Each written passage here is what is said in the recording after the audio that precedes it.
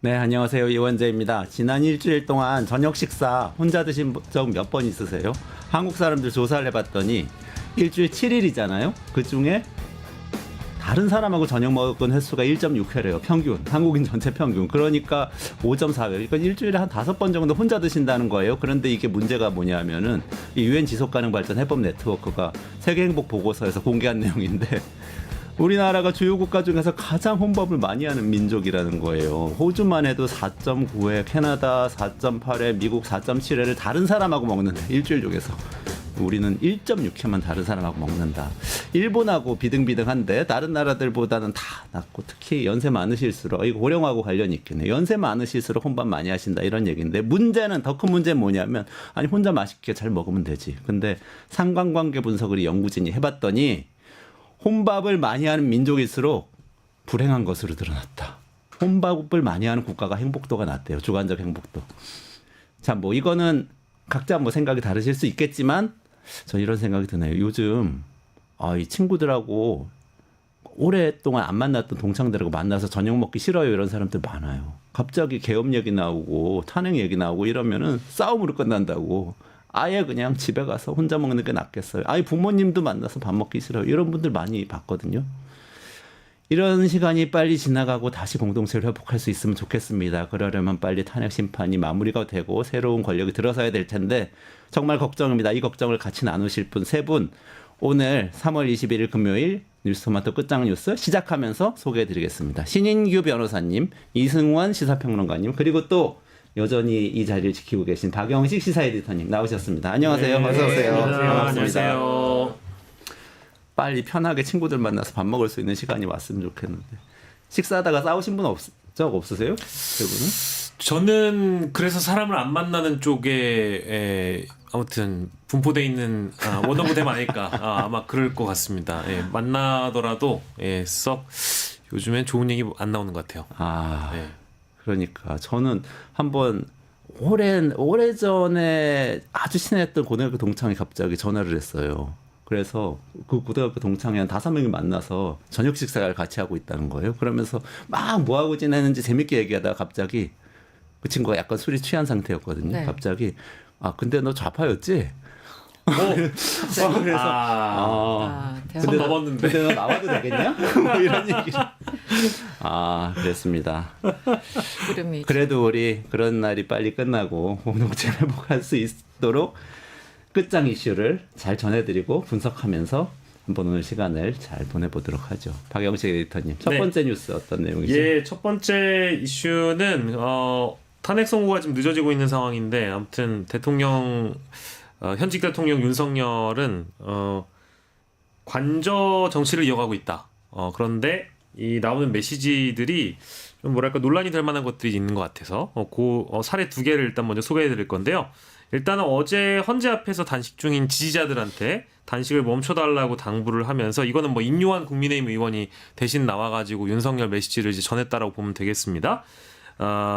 탄핵 심판 결과가 아무리 중요해도 여러분의 생명보다 소중할 수 없으니까 부디 단식을 멈추시고 건강을 회복하시길 간곡히 당부드린다. 이제 이런 메시지를 전했다라고 합니다. 근데 이제 인간의 생명을 이렇게 또 아끼시는 분이라고 하는데 그 총을 쏴서 끌어내라든지 쏴서라도 끌어내라든지 혹은 총을 쏴서 이 체포영장 집행을 막으려고 했던 시도 이런 것들이 보도가 되다 보니까 누군가의 목숨은 소중하고 누군가의 목숨은 소중하지 않은 거냐 이제 이런 비판이 있다는 것이고요.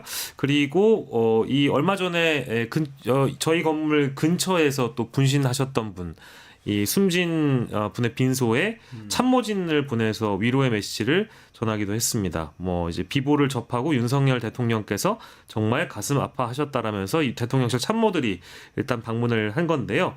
이게 관저 여론전을 제기하는 거 아니냐라는 지금 관측이 나오고 있는 그런 상황이고 원래는 석방된 이후에는 외부 일정이나 메시지는 내지 않을 거라고 자제하겠다라고 했던 게 얼마 전의 일인데 벌써부터 좀 움찔움찔하는가 봅니다. 이게 다 탄핵 심판 선고가 늦어지고 있으니까 벌어지는 일 아닐까요? 물론 뭐 석방되고 이런 문제도 있지만 그렇습니다. 빨리 파면이 되면 이런 논란이 좀 줄어들지 않을까 싶은데 지금 대통령 탄핵 심판 선고만 빼고 또 다음 주에 굵직한 선고가 계속 이어질 예정이죠? 다음 주에는 지금 이제 헌법재판소가 미리 밝힌 대로 한덕수 총리에 대한 탄핵 심판 선고가 이제 월요일 날 예정되어 있고요. 그리고 별개의 사건이긴 합니다만은 또 정치적으로 중요한 것이 이제 이재명 대표가 이제 공직선거법 위반으로 이제 항소심 재판을 받고 있는데 그게 이제 수요일 날 3월 26일에 예정되어 있고요. 그다음에 윤석열 대통령 탄핵 심판 선고가 이제 언제 열리느냐 이게 아마 이제 가장 관건일 텐데 이게 또 4월이 넘어가게 되면은 또 국면이 바뀌고 또 헌법재판관들의 2명의 임기가 또 자동으로 만료가 되기 때문에 아마 3월 안에 끝을 nen다고 한다면은 목요일에는 또 매월 목요일에는 그 헌법재판소가 정기 선고를 하거든요. 그날을 뺀다면은 아마 이번 주 이제 금요일 돌아오는 금요일과 이제 그 다음 주 월요일, 그러니까 3월 31일이죠. 그 두 날짜가 이제는 선고가 가장 좀 유력한 시점 아닌가 그렇게 내다보고 있습니다. 다음 주 금요일이면 3월 28일, 그 28일과 다음 31일. 주 월요일 31일.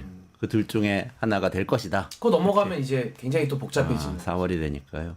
좀 여러 가지 이슈가 얽혀 있는데 좀 한번 차례대로 살펴보면 좋겠어요. 우선 한덕수 총리 탄핵 선고부터 얘기를 해보면 좋겠네요. 이게 좀 의외라서 왜 윤석열 씨의 탄핵 심판 선고보다 먼저 하는가? 분석이 어떻게 나오고 있죠?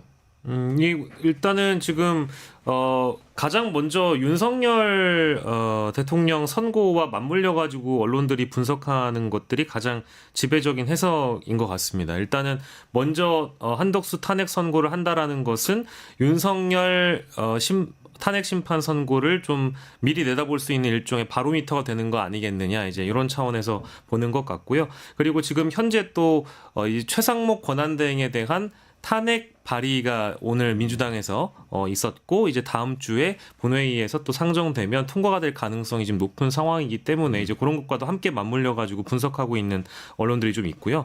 그리고 마은혁 후보자와 관련된 어떤 임명이 지금 늦어지고 있다라 보니까 이제 이것과도 함께 이제 거론되고 있는 그런 상황인데 이 윤석열 대통령 선고보다 한덕수 총리를 먼저 선고한다라는 것은 뭔가 좀 먼저 선고하는 것이 훨씬 더 정치적 부담을 덜 수 있는 길이라는 계산이 깔려 있는 거 아니냐, 이제 이런 해설들이 또 하나 달리고 있는 것 같고, 정치적 부담 또한 줄일 수 있다, 이제 이런 측면의 해설들이 언론에서 많이 나오고 있는데요.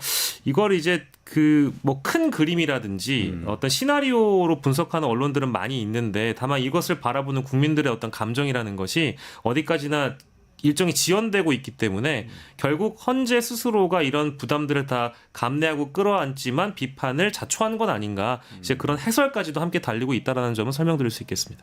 지금 말씀하신 게 세 가지로 정리되는 것 같네요. 윤석열 씨 선고하고 맞물려서 저기 여당에서는 계속 한덕수 먼저 해라 그러니까 이거 먼저 해주고 하자, 뭐 그렇죠. 이런 얘기를 하는 거라는 거 한 가지. 그 다음에 최상목 대행까지 탄핵이 됐을 때 국정 공백이 있는데 그걸 한덕수라도 뭔가 돌아갈 건지 아닐 건지 뭔가 명확하게 해야 되지 않냐, 국정 공백 두 번째. 그다음에 네. 마은혁 재판관 얘기는 아마 이런 얘기인가요? 그러니까 마은혁 재판관 임명을 최상목 대행이 안 하고 있는데 네. 그걸 헌법재판소가 하라고 지금 심판을 내린 상태인데 안 하고 있으니까 한덕수 총리에 대해서 뭔가, 한덕수 총리도 그 이슈가 있잖아요. 재판관 임명 안 하다가 탄핵당한 경우니까. 그럼 그거를 한번 매듭을 짓고 가겠다. 이렇게 세 가지로 정리되는 건가요? 근데 이제 마은혁 후보자 임명권과 관련돼서는 언론에 일종의 이제 프레임이 있다라고 본다면 더불어민주당이 마은혁 후보자 임명에 급급하고 매달리고 있다. 지금 헌재 내부의 기류가 민주당에게 불리하게 돌아가고 있기 때문에 한덕수를 다시 돌려보내서라도 마은혁 후보자 임명을 시도하려고 한다라는 그림처럼 그려지고는 있는데, 실제 민주당 일부 뭐 제가 취재가 가능한 분들 좀 만나서 말씀 들어보면 그런 계산은 깔려 있지 않다라고 얘기하는 분들도 다수가 있거든요. 근데 이거는 글쎄요, 지금 이미 8대 0 내지는 헌재 재판관들의 평의가 이미 길어질 대로 길어지고 있는 상황에서 마은혁 후보자가 들어온다는 게 어떤 의미가 있는지 자신들도 딱히 받아들이긴 어렵다라고 하는 분들도 계신다. 이 말씀 드릴 수 있을 것 같아요. 저는 지금 나오는 여러 가지 말씀해주신 그 이제 뭐 첫 번째 이유, 두 번째 이유 다 얘기를 하고 있잖아요. 근데 사실은 그 헌재 재판관들 8명 외에는 사실 알 수 없는 거긴 하죠. 그래서 다들 이제 뇌피셜이 발동되고 있는데, 여러 가지 소위 말하는 이제 전문가, 뭐 심지어 전직 재판관 인용해서 저도 기사를 하루 종일 읽었습니다만, 가장 제가 와닿지 않는 설명 중에 하나가 국정 공백을 그러니까 한덕수를 다시 돌려보내면서 국정 공백을 뭐 다시 뭐 정상화한다 뭐 이런 건데, 그게 좀 말이 됩니까? 지금 한덕수와 최상목의 차이가 뭐가 있습니까? 네. 굳이 얘기하자면 한덕수는 3명 다 임명을 거부했고 최상목은 정말 기괴하지만 3명 중에 2명을 임명하는 상황 아니었습니까? 저는 한덕수나 최상목이나 지금 그 어떤 차이가 전혀 없기 때문에 최상목 대신 다시 한덕수를 그 자리에 올려보낸다? 도대체 무슨 의미가 있는지 전혀 와닿지 않는 설명이고요. 저한테는.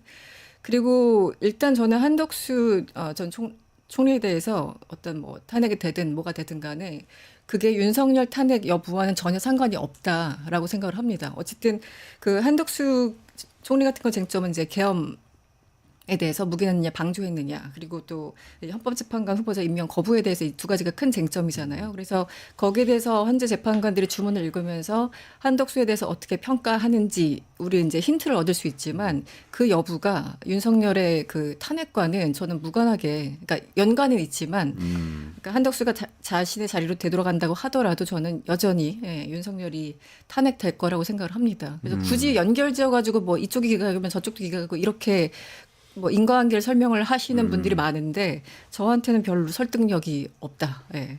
그런 말씀 좀 드리고 싶었습니다. 네. 그리고 한덕수 총리 거를 먼저 해라. 뭐 이런 식의 주장은 사실 정해져 있는 규정이 없어요. 헌법재판소가 판단을 하는 겁니다. 근데 다만 이제 헌법재판소가 입장을 밝히기를 먼저 들어오고 또 가장 중요성이 큰 사건을 집중해서 하겠다 이렇게 했기 때문에 당연히 대통령 탄핵 사건이 먼저 들어갔고 또 중요성 면에서도 탄핵소추 의결 정족수 자체가 일단 다르지 않습니까? 당연히 대통령 사건 먼저 하는 게 맞다 이렇게 지금 모든 국민들도 그렇게 컨센서스를 갖고 있는데 그걸 지금 헌재가 스스로 깨버렸죠. 그러니까 감사원장과 검사 3명을 먼저 하더니 이제 한덕수 다음으로 지금 대통령을 밀어놓다 보니까 스스로 좀 자기 모순에 지금 빠진 상황이 돼버렸고 그런 비판 받을 걸 헌재가 모르겠습니까? 다 알면서도 지금 이런 식의 순서와 라인업을 짠다는 것은 제가 볼 때는 뭐 국정공백 이런 건 다 이거 좀 아닌 것 같고 사실은 윤석열 탄핵을 때리기 위한 전 하나의 빌드업 과정이라고 봅니다. 그러니까 소위 말해서 어거지를 쓰면서 헌법재판소를 계속 긁어부스럼을 내고 있는 그 자들에 대해서 당신들이 원하는 대로 다 했다. 근데 윤석열은 탄핵이다. 이렇게 하면 이제 그 자들이 반박하기가 상당히 궁색해지죠. 그래서 저는 헌재가 이건 나름의 좀 하나의 좀 정무적 판단을 좀 한 거 아닌가. 그거 외에는 사실 왜 한독수를 먼저 하느냐? 절대 설명이 안 됩니다. 예. 이 부분을 좀 지적하고 싶었는데 이제 그 재판 과정에서 변론 과정에서도 이미 뭐 얘기한 거지만 문영배 그 재판소장 대행이 시무식에서 그러니까 제가 오죽했으면 시무식이요. 네, 연초에 1월 2일 날 시무식 자료까지 제가 찾아봤겠습니까? 그런데 이 희망 고문에 너무 지쳐가지고 도대체 이 양반들이 무슨 얘기를 했나 궁금해서 갑자기 찾아봤는데 이런 얘기를 합니다. 1월 2일에 가벼운 것은 가볍게 무거운 것은 무겁게 처리해야 된다. 착수한 지 3개월이 지나 위헌이란 논증을 쉽게 할 수 있는데도 연구 착수에 3년이 걸린다면 재고돼야 된다. 이런 얘기들을 합니다. 그리고 사안의 시급성과 중대성을 고려해서 탄핵심판 사건을 우선적으로 심리해야 된다. 지금 변호사님 말씀하신 것처럼 딱 그 얘기예요. 우리는 지금 그 이게 접수된 날짜만 보더라도 어쨌든 윤석열에 대해서 현재 그 접수가 더 빨리 됐잖아요. 14일이었고 한덕수는 그 이후였고 그 순서만 보더라도 그리고 사안의 중대성만 보더라도 헌재는 사실 윤석열 탄핵에 대해서 먼저 얘기를 하고 그리고 사실은 한덕수 총리 같은 경우는 부차적인 변수인 거잖아요. 부차적인 일이기 때문에 사실은 윤석열 대통령에 대해서 어떻게 하냐에 따라서 그 이후에 그 얘기를 해도 전혀 지금 그 전체 그 메인스트림에 전혀 지장이 없는데 왜 이렇게 날짜를 결정하셨는지 도저히 이해를 할 수가 없습니다. 네. 근데 만약에 이게 신 변호사님 말씀대로 빌드업이라면 그 결정이 어떻게 나야 되는 거예요? 그러니까 한덕수에 대해서는 사실 지금 뭐 인용이 저는 당연하다고 봐요. 근데 만약에 헌법재판소가 내부에서 논의를 8명이 하는데 윤석열 탄핵 8대 0으로 합의가 잘 되면 한덕수도 저는 파면할 걸로 봅니다. 근데 만약에 내부에서 8명이 의사합치가 안 되고 뭐 6대 2, 5대 3 이렇게까지만 벌어진다면은 내부에서 딜을 할 수밖에 없겠죠. 그럼 한덕수는 살려서 돌려보내주고 대신에 윤석열은 날린다. 8대 0으로 가자. 그러니까 이런 식의 우리가 알 수 없는 이제 평의의 내용을 제가 이제 좀 추측을 해볼 뿐인데 법리적으로 보면 한덕수를 어떻게 복귀시킬 수 있겠습니까? 헌법을 어긴 자고 그 대통령의 내란행위에 가담했다는 거고 상설특검 추천도 안 하고 그냥 모든 법을 다 어겨서 여기까지 온 사람이고 그 헌법 위반에 대해서는 명확하게 헌재가 밝히지 않았습니까? 권한쟁의를 통해서 그것도 8명의 전원일치로 이건 국회의 권한을 침해한 위헌적인 행위다. 재판관 임명 안 한 건에 근데 그 행위를 최상목보다 더 심각하게 한 사람이 한덕수거든요. 근데 이런 자를 어떻게 돌려보냅니까? 그러니까 만약에 저도 월요일 날 한덕수에 대해서 저는 이거 기각결정문 쓰기는 굉장히 어렵다고 보고요. 만약에 이제 헌재가 절충안을 택한다면 각하로 처리할 가능성이 매우 높다고 봅니다. 그래서 정족수를 문제 삼아서 이건 뭐 절차가 잘못됐다. 200개를 채워야 된다. 이렇게 해서 각하로 돌려보내고 오히려 대신에 그 반대하고 있는 한두 명의 그 재판관들 거기를 이제 설득하는 용도로 해서 결국에는 그럼 윤석열은 8대 0으로 우리가 탄핵해야 되지 않겠느냐. 이런 식의 모종의 뭐 사실 이게 법리적으로는 맞지 않지만은 좀 모종의 정무적인 판단, 고도의 정무적 판단이 저는 있을 수도 있다. 전 그렇게 생각합니다. 저런 이제 정무적인 판단과 고도의 판단이 나오는 이유는 헌법재판소 때문입니다. 네. 이거 이제 뭐 저희가 법리적으로 헌법적으로 다 따져보더라도 당연히 한덕수 탄핵은 정당하고 한덕수의 파면 결정이 내려져야 되는 것임에도 불구하고 이런 계산을 저희가 이 자리에서 하는 이유도 헌법재판소가 이게 재판을 길게 끌고 왔기 때문이고 본인들이 이제 원칙을 제시했던 부분을 지키지 않았기 때문에 이제 이런 상상을 하게끔 만드는 거잖아요. 그래서 실제 뭐 큰 그림이든 뭐 빅픽처이든 사실 국민들은 큰 관심이 없고 원래 원칙대로 그대로 빨리 선고했으면 이런 논의도 하지 않았을 텐데 여전히 좀 이런 불쾌함들이 좀 있죠. 근데 이게 웃긴 게 뭐냐면요. 만약에 한덕수를 기각을 해서 직으로 복귀시키잖아요. 그럼 이제 이런 얘기거든요. 중대한 헌법과 법률 위반은 아니라는 겁니다. 네. 일부 위반은 네. 있더라도 중대하지 않으니까 한덕수는 직으로 복귀해라 이거거든요. 이게 이진숙 위원장하고 똑같은 겁니다. 그 이진숙 위원장도 위법은 좀 있지만 그래도 파면에 이를 정도는 아니니까 돌려보냈어요. 4대 4로. 그럼 어떻게 되느냐. 앞으로 대한민국에서는 어떤 방통위원장도 이진숙이 저지른 행위 정도는 저질러도 직을 안 뺏기는 거고요. 네. 최소한의 한덕수가 헌법을 어긴 정도는 어겨도 이제는 제재가 불가능합니다. 이 선례가 있기 때문에. 네. 그러면 앞으로 어떤 총리 또 어떤 대통령이 그 권한대행을 뭐 총리가 하든 대통령이 하든지 간에 헌법에서 이렇게 하라고 명령하고 있는데 안 지켜요. 근데 그게 중대하지 않아가지고 직으로 복귀되는 이 선례를 남겨놨을 때는 이제 헌법재판소는 헌법을 수호하는 최후의 보루라는 그 기관의 명성에는 완전한 먹칠을 하는 거거든요. 그럼 앞으로 어떻게 할 겁니까? 앞으로는? 그러니까 이런 고민들이 남기 때문에 저는 아까 말씀드린 대로 기각을 하기에는 너무 부담스럽고 차라리 그 정족수 문제는 뭐 주석서에도 200개로 나와 있고 하기 때문에 네. 아마 저는 각하로 처리하는 게 아마 헌재가 가장 부담이 적고 또 윤석열 탄핵에 이르는 하나의 과정으로서는 가장 그게 현실적이지 않을까. 저는 그렇게 각하로 생각합니다. 처리하는 게 아니 근데 저는 사실 한덕수 총리는 너무나 심각한 상황에서 심각한 결정을 했잖아요. 그때 대통령 국회에서 탄핵 의결하고 나서 조금 있다가 헌법재판관 6명이라서 판결을 할 수가 없는 상황에서 헌법재판관 임명을 추가로 하는 걸 여야 합의해오지 않으면 보류를 하겠다고 얘기를 한 거잖아요. 그러면은 국민의힘에다가 결정권을 준다는 이야기였는데 그러면은 지금까지도 사실 구성이 안 됐을 수도 있으니까 헌법재판소가 스스로 사실은 자기 조직을 지키기 위해서라도 이 사람 파면시켜야 되는 거 아니에요? 논리적으로 보면 그렇죠. 네. 이걸 그대로 두면 나중에 또 누가 들어가가지고 신 변호사님 말씀하신 대로 마음대로 헌법재판관에 임명하지 않음으로써 무력화시키는 대통령이 나올 수 있잖아요.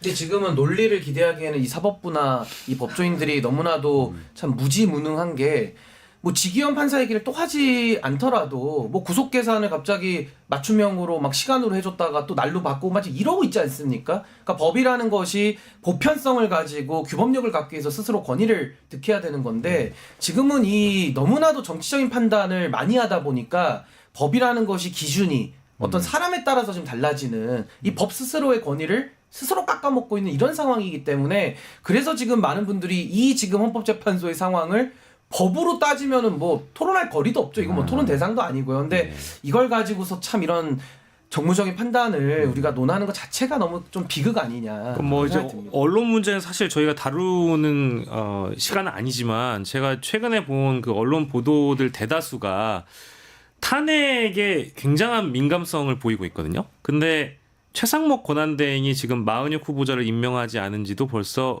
거의 몇 주째 지나가고 있잖아요. 근데 대한민국에서 정부 예산 받아먹고 보도하고 있는 언론사들 중에 대표적인 언론사들이 뭐라고 보도를 하냐면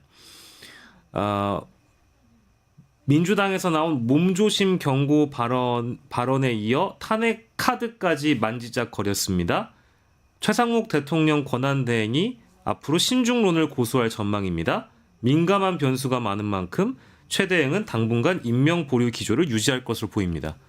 이런 식으로 보도를 해요. 이게 지금 대한민국에서 정부 예산 받아먹고 보도하는 통신사의 보도입니다.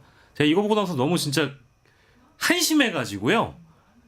예, 이게 이제 오늘 요 내용 조사하다가 나온 기사 내용인데 기사 중에 네. 걸어다니는 위헌이고 숨쉬고 있는 위헌인 권한대행이 신중론을 고수한다뇨. 이거는 죄송합니다. 이게 이제 보고 나서 너무 화가 나가지고 오늘 혹시 거론할 시간이 있으면 거론하려고 했는데 이게 신중론은 우리가 아니거든요. 언제부터 위헌 불법 이거를 논란 신중 뭐 이런 식으로 하게 언어를 다른 이 말도 안 되는 보도입니다. 이 보도는. 그러니까 언론 보도 보면서 이제 저도 같은 문제의식을 느끼고 있는데 소위 중립인 척하지만 사실 쓰는 형용사 부사는 중립이 전혀 아닌 거잖아요.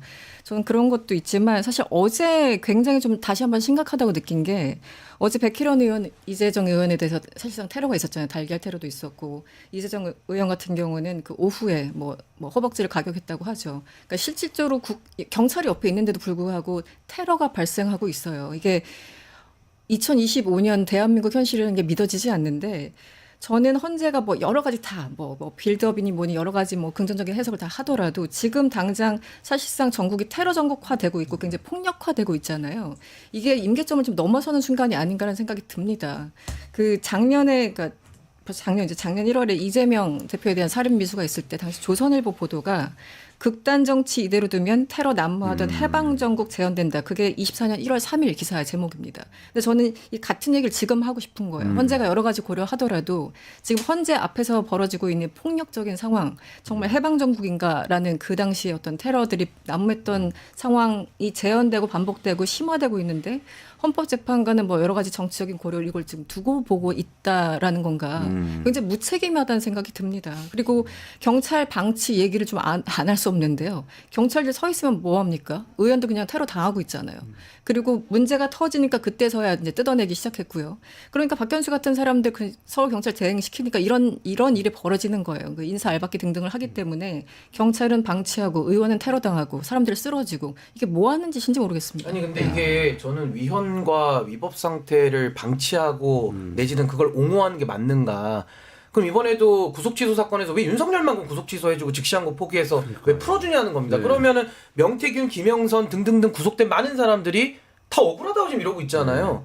그럼 우리도 마찬가지죠. 아니 위헌이라는 것은 법 중의 법인 헌법을 어기고 있는 건데 그걸 가지고서 우리가 방치하거나 그걸 바로잡기 위한 탄핵이라는 것을 뭐 무슨 폭력적이다, 무슨 뭐 국가 헌법 파행이다 이런 식으로 주장하기 시작하면은 최상목의 위헌 위법 상태를 그냥 놔두자는 얘기입니다. 그럼 이게 어디까지 연장되느냐? 윤석열의 내란 행위를 그냥 놔두자는 거예요. 더 나아가서 내란 행위를 저질렀는데 직무에 복귀시켜달라는 거예요.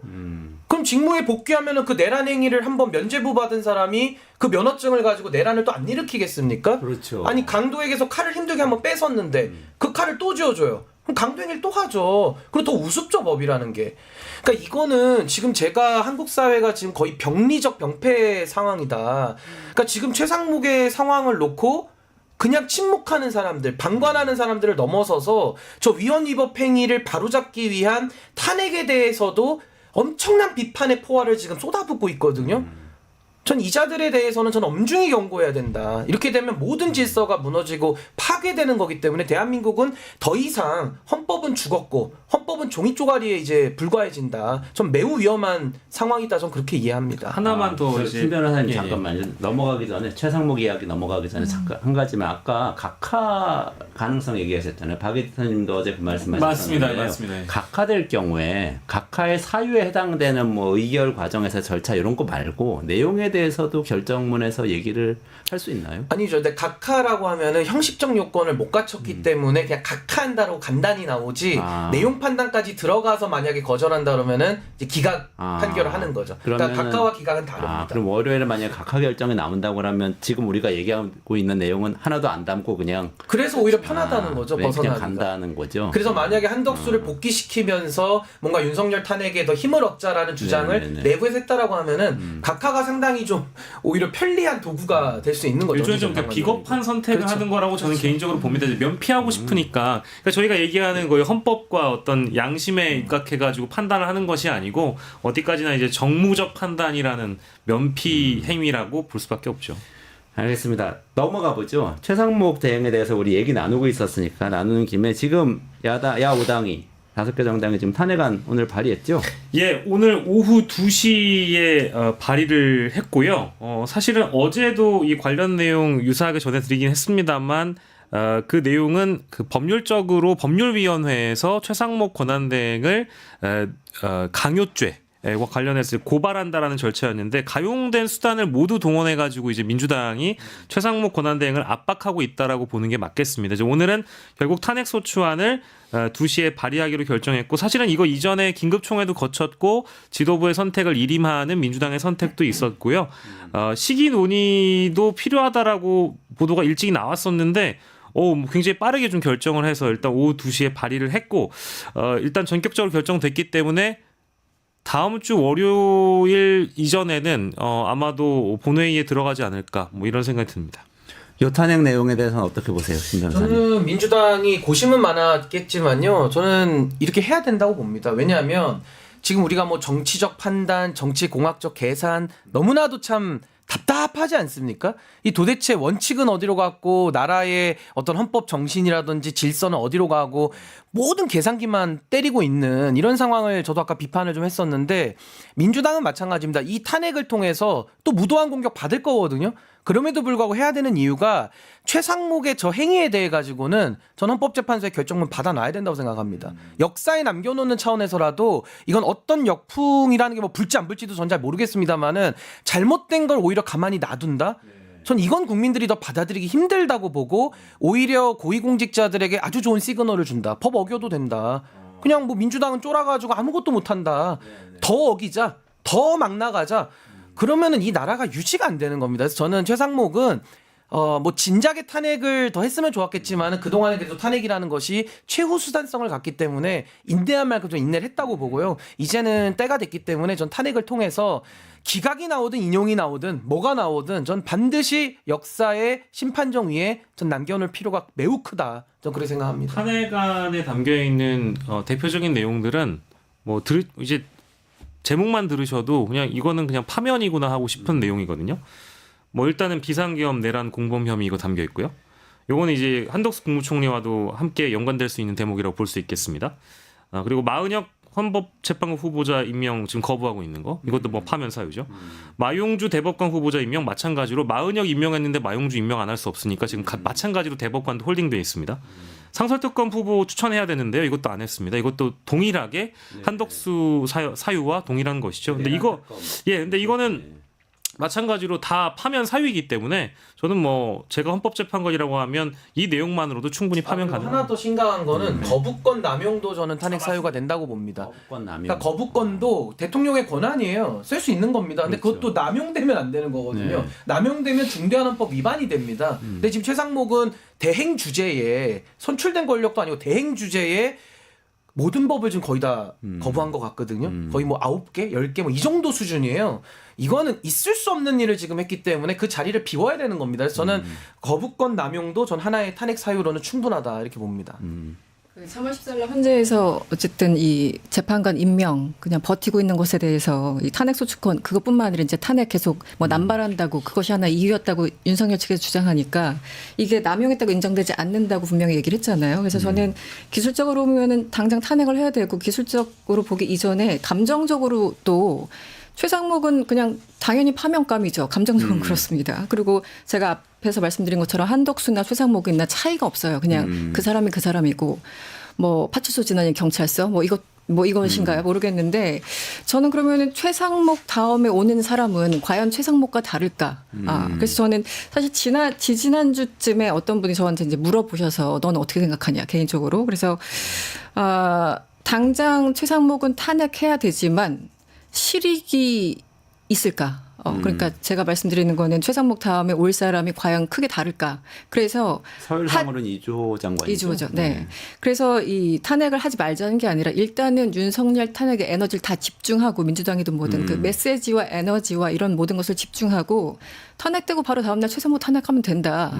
굳이 뭐 일주일, 2주일 차이일 텐데 그렇게 급하게 할 필요는 없다라는 말씀을 드렸는데 어쨌든 최상목 자체 그 지금까지 버티고 있는 걸 보면은 한덕수보다 더하면 되겠지 덜하지 않다. 이런 말씀 드릴 수 있을 것 같습니다. 네. 근데 이게 시차가 어떻게 되는 거죠? 한덕수 총리가 탄핵안이 혹시 각하되거나 네. 한 상태에서 아니면 인용되거나 결정이 나잖아요, 월요일에. 근데 최상목 탄핵안이 당일 같은 날에 또 국회에서 의결이 되잖아요. 이렇게 되죠. 그럼 이게 어떻게 되죠? 24시간에서 72시간 이내에 표결을 하게 돼 있기 때문에 아마 이제 오늘 발의를 했으니까 아마 이제 시간으로 계산을 하니까요. 토, 일, 월 정도 될 겁니다. 근데 월요일 날 지금 헌재에서 10시에 이제 발표를 하기 때문에 그 결과를 보고 또 이거는 뭐 표결에 들어갈지 안 들어갈지는 또 한 번 더 판단할 가능성은 있어서 민주당 입장에서는 아마 그 시간 계산도 하지 않았을까 싶기는 하고 근데 저 개인적으로는 최상목의 이슈는 이건 이 자체로서 너무 심각하기 때문에 저는 뭐 정무적인 판단보다는 조금 더 원칙론을 여기서는 세우고 네네네. 역사의 법정에 저는 최상목은 세워놔야 된다. 아. 저는 정말 이런 공직자는 다시는 대한민국에서 나타나서 안 되는 정말 귀태라고 생각하거든요. 그러니까 이런 자는 다시는 나타나서는 안 된다라는 역사적 저는 경고장을 전 반드시 남겨놔야 된다. 그러니까 이제 저 그렇게 우리 생각합니다. 신인규 변호사 같은 분한테 제가 종종 질문 던지고 싶은 부분이 이제 이렇게 분노하시는 분들이 많거든요. 그러니까 지금에서 생각해 보면 아무리 그 나물에 그 밥 같아도 최상목보다는 한덕수가 낫지 않냐 이런 질문 던지면 아 지금 생각해 보니까 한덕수가 나을 수도 있겠다 이런 말씀하시는 분들이 있을 있어요. 정도로 네. 최상목에 대한 분노가 어마어마해요. 이건 진짜 있을 수가 없는 아니 일입니다. 그리고 이주호도 훨씬 나은 게 최상목은 긁어서 이미 꽝 중에 꽝된 복권이고 이주호는 그래도 아직 긁기 전에 복권이니까 아니, 조금 더 가능성은 있어서 실익은 네. 약간 있는데 저는 그 실익을 떠나서도 아니 이런 걸 어떻게 방치하고 가만히 눈 뜨고 지켜보는 나라가 정상 나라입니까? 전 이거는 원칙의 차원에서도 이거는 있을 수 없는 일을 했고 전 반드시 책임을 정치적 사법적 책임을 전 다 물어야 된다. 그러니까 그렇게 이제 봅니다. 정치인 출신 장관하고 뭐 이런 이제 관료 출신 장관하고 이제 여기 다 보면 캐릭터 좀 다르잖아요. 근데 이제 최상목 권한대행 같은 경우에는 아마 새가슴일 가능성이 굉장히 높아요. 그래서 이게 뭐 일각에서는 박지원 의원이라는 분이 매불쇼에 출연하셔가지고 원쿠션, 그러니까 다른 사람을 통해서 전원으로 최상목의 의견이 전해졌다라고 하는 내용을 보면 나를 민주당이 비판하지 않아줬으면 좋겠다, 나를 탄핵하지 않았으면 좋겠다, 나의 미래를 보장했으면 좋겠다, 이 세 가지를 요구했다라는 설이 있습니다. 이건 뭐 박지원 의원의 주장이니까요. 근데 만약 그랬다고 한다면 저는 최상목 권한대행이 앞불사 내가 그동안 너무 큰 실수를 저질렀구나. 내가 민주당이 하자는 대로 해줘야 되겠다 해서 갑자기 뭐 마은혁 후보자를 임명한다 해서 그런 일이 벌어진다고 만약에 한다면 아까 이제 뭐 이 통신사 기사대로 지금 심사숙고 중인데 그 같은 국무위원들과 논의를 해서 국무회의에서 마은혁 후보자를 임명한다고 한들 전 민주당이 이거 안 받아줬으면 좋겠습니다. 원래 하려고 했던 대로 탄핵을 해야지 이 탄핵 발의하고 그대로 통과시켜야지 이거를 있는 대로 봐주면 전 대한민국의 헌법의 수호 의지가 제대로 있을 만한 국무위원들이 존재하지 않을 거라고 보기 때문에 본보기 차원에서라도 반드시 심판해야 된다고 봅니다. 아니 지금 이 5천만 명의 수면 장애와 이 내란성 증후군으로 인한 뭐 소화불량부터 담까지 뭐 국민들이 너무 지금 고통을 호소하고 있거든요. 이 귀책 사유에 저는 90% 이상이 최상목 대행에게 있다고 보는 겁니다. 그 법을 어기면서. 만약에 월요일 오전에 한덕수 총리가 각하가 되면 그러면 바로 복귀하는 건가요, 대행? 바로 복귀하겠죠. 그러면 최상목 총리 어차피 부총리로 가는 겁니다. 부총리로 네, 다시 네, 가고 네, 탄핵은 대행에 대한 탄핵은 아니고 그럼 장관에 대한 탄핵이 되는 건가요? 그러니까 아니면 이제 뭐 그냥 철회되는 장관이나 거지? 총리나 실익이 뭐 없으니까 철회가 장관이나 되는 총리나 건가요? 어쨌든 네. 간에 탄핵 요건은 똑같은데 대행을 갖고 있을 때의 지위가 지금 문제되는 네. 거라서 한덕수 판결문을 좀 봐야 되겠죠. 네. 봐서 거기서 어떤 판단을 했는지를 봐야 아마 최상목에 대한 그 정족수 문제나 이런 것들이 다 연동돼 있기 때문에 아마 그 결정 보고서 한번 또 정치적인 판단은 또 있겠지만 저는 뭐 재발의를 하는 뭐 어떤 방법을 통해서라도 최상목의 이 행위들에 대해서는 전 부총리 직도 저는 자격이 없다고 보거든요. 그래서 책임은 반드시 물어야 된다고 아니, 봅니다. 저는 또 이런 생각도 드는데 윤석열 대통령하고 최상목 그 부총리는 사실 관계가 있잖아요. 예전에 수사와 피의자로 얽혔던 관계가 있잖아요. 다른 뭐 이주호 장관이나 한덕수 총리는 그런 관계는 아닌 거죠. 이게 좀 영향을 준 거 아닐까요? 최상목 대행의 여러 가지 뭐 행태에 대해서. 그래서 그런지 오늘 이제 민주당에서 공수처의 그 미르재단 2015년 미르재단 관련해서 고발한 거 아니겠습니까? 그래서 그 얘기는 늘 있었고 당시 박근혜 수사해서 뭐 안종범 등등 해가지고 다 구속되고 처벌받을 때 왜 최상목만 그렇게 안전했던 걸까? 그때 그 한마디로 검찰에서 원하는 걸 다 얘기를 해줘서 본인만 빠져나갔던 게 아닐까 그랬는데 그런 상황에서 윤석열이 자기를 다시 불러주니까 너무 고마워해서 보훈 차원에서 정말 이런 짓을 저지르고 있다 이런 이제 내러티브들이 쭉 있었죠. 그래서 실제 저는 박지원 의원 저도 매불쇼에 나와서 그 말씀하시는 걸 듣고 그래서 민주당이 오히려 더 이런 결정을 내린 게 아닐까 조금 더 빨리 이런 생각도 잠시 해봤고 근데 저는 사실은 민주당 내부에서 이제 여러 의원들 얘기를 이제 간접적으로 듣다 보면은 결국은 시기의 차이였지 최상목 탄핵은 모든 사람이 원하는 게 아니었나라는 생각이 듭니다. 네. 단지 어느 나라 할 것인가 이런 어떤 이견이 있었던 것이죠. 아니 그러니까 예를 들어 강도나 도둑이 우리 집에 들어와서 계속 협박하고 돈을 빼가고 있는데 집주인이 신고도 못하고 계속 당하고만 있으면은요 그 집은 진짜 매일 강도가 들끓을 겁니다. 그렇죠. 신고도 못하는데 그 집을 왜 안 들어오겠습니까 강도가. 가장 먼저 노리는 집일 거거든요. 그러니까 저는 이 최상목의 행태에 대해서는 바로잡는 노력, 전 이거는 정말 피할 수 없는 우리의 책임 아닌가, 저 그런 생각이 듭니다. 그리고 뭔가 고위 공직자라면 헌법이나 법률을 어겨도 뭔가 정치적으로 고려를 해야 될 것 같고 이런 분위기 자체가 사실 너무 좀 비참하잖아요. 민주주의 사회에서. 그런 생각이 듭니다. 최상목 대행에 대해서는 좀 빨리 이 탄핵 어쨌든 뭐 한덕수 총리가 돌아오든 안 오든 저는 어쨌든 신인구 변호사님 말씀하신 대로 법의 심판을 받을 수 있게 좀 정리가 되면 좋겠습니다. 세 번째 이슈. 네. 마지막 카드가 하나 있을 수도 있을 텐데 뭐 사퇴한다 안 한다 이런 얘기 있지 않았습니까? 자진 사퇴설이요. 자진 사퇴설인데 본인이 일축했잖아요. 근데 이미 시기가 너무 늦어버려서 그러니까 예를 들면 이제 민주당의 고발 카드도 이미 꺼내버린 상황이고 그래서 이분이 그만둔다고 해서 본인의 문제가 해결되지 않는 상황이기 때문에 사퇴 카드를 본인이 직접 만지작거리기에도 이미 실기해버린 상황이라서 사퇴하기에도 이분은 새가슴일 것이다. 어쩔 수 없는 지금 현실을 직면해야 될 거라고 봅니다. 그럼 하나만 더도 보태면 최상목 대행이 지금 대행 시절에도 직무유기 범죄만 수두룩하게 저질렀거든요. 그리고 뭐 다른 범죄들까지 포함한다고 하면은 아마 공수처에서 전 즉각 수사에 착수할 거라고 보고 아마 한덕수 총리가 직에 복귀하면 이분은 이제 부총리로 돌아가는 거거든요. 그냥 일개 국무위원으로 가는 겁니다. 그래서 탄핵과는 변론으로 이제 대행의 신분에서 벗어나기 때문에 전 즉각 수사 착수도 좀 가능해 보인다. 전 그 점도 말씀드리겠습니다. 오히려 더 빠르게 수사 대상이 될 수도 있고 사퇴하더라도 수습이 안 될 상황이 되어버렸다. 뭐 이런 이야기네요. 그러게요. 그러니까 저는 정말 미스터리인 게 왜 헌법재판관 임명을 안 했을까? 정말 미스터리예요. 정말 미스터리인데 뭔가 이유가 있는 것 같아요. 저는 이승원 평론가님 말씀하신 대로 그 미스터리는 수사를 통해서 밝혀져야 될 것 같습니다. 또 하나는 어쨌든 사람들이 이렇게 다들 불면증 뭐 여러 가지 장애를 겪고 있는데 퍼스널 칼라 행사 가가지고 그렇게 해맑은 표정을 짓고 있었잖아요. 어제는 떡매도 쳤어요. 그러니까요.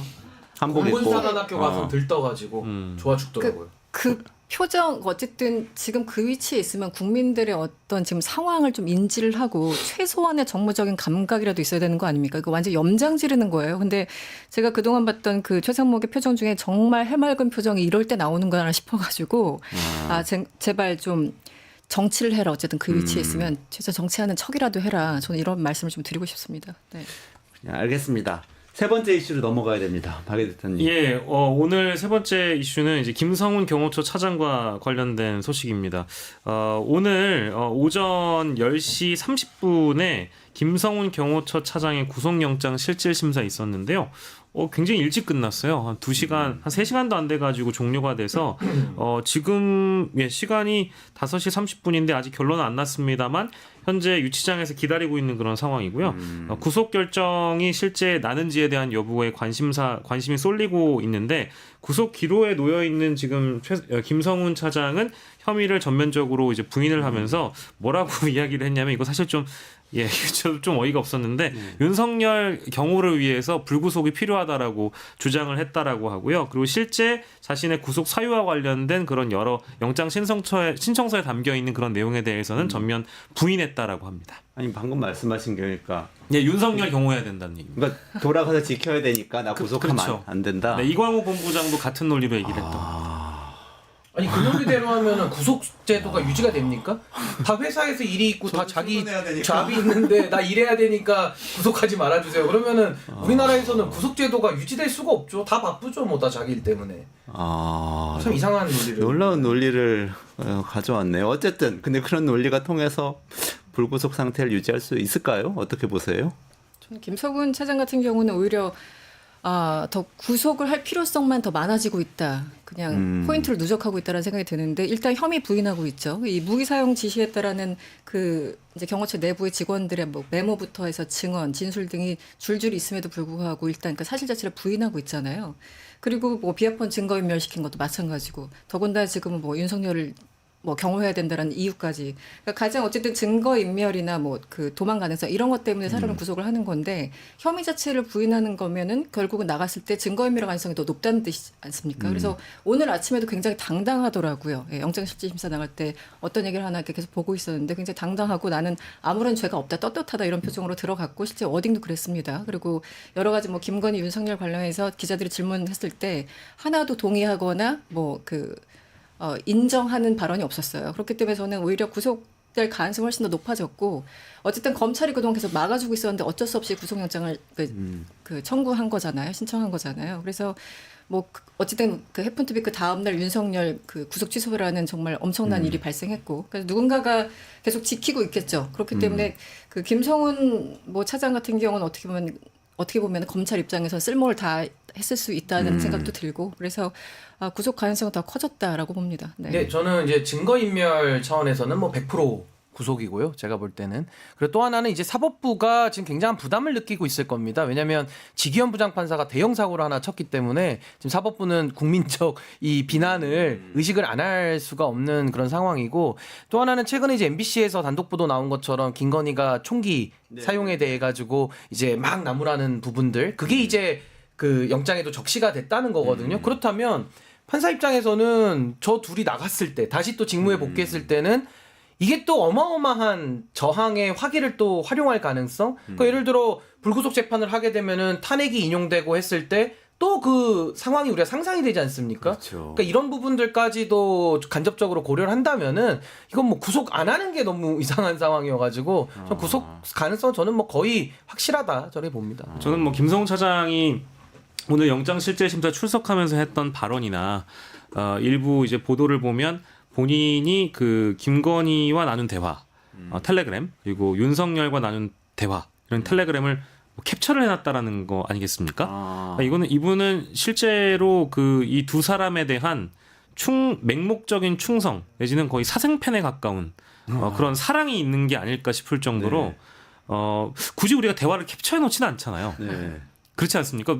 내가 누군가와 내가 누군가를 굉장히 존경하는 마음에 뭐 캡처를 해놨는지 모르겠지만 포렌식에서 다 드러난 거거든요. 네. 그래서인지 몰라도 뭐 아까 신인규 변호사가 말씀하신 김건희의 총기 사용 촉구 뭐 이런 보도라든지 그리고 윤석열과 관련된 총을 쏠 수 있느냐 이제 이런 대목들 뭐 이제 부장단 오찬에서 윤석열이 했다라고 물어봤다라고 하는 그런 보도 있지 않습니까? 그걸 전면 다 부인한 것을 보면 뭐 이제 결과는 뜯어봐야 알겠습니다만 영장실질심사를 받으면서 그 영장 신청서에 나와 있는 내용이 전부 다 보도가 된 거기 때문에 뭐 그 사실 여부는 이제 재판에서 판단을 받아봐야 되는 것이죠. 뭐 저는 뭐 이 김성훈의 이 충성심, 맹목적인 충성심이 얼마나 이 본인을 지켜줄 수 있는지는 본인만 모르고 있는 것 같아요. 네, 김성훈 본인만. 차장이 보낸 메시지가 공개가 된 거죠. 일부 네. 김건희 씨한테 보냈던 메시지가. 보냈던 혹은 네. 김건희한테 받았던 주고받은 걸 메시지들이. 캡처한 거니까. 아. 네. 근데 저는 지금 더 가장 중요한 건 사실은 증거 인멸할 시간은 다 주어졌죠. 그동안 3번이나 반려하고 기각하면서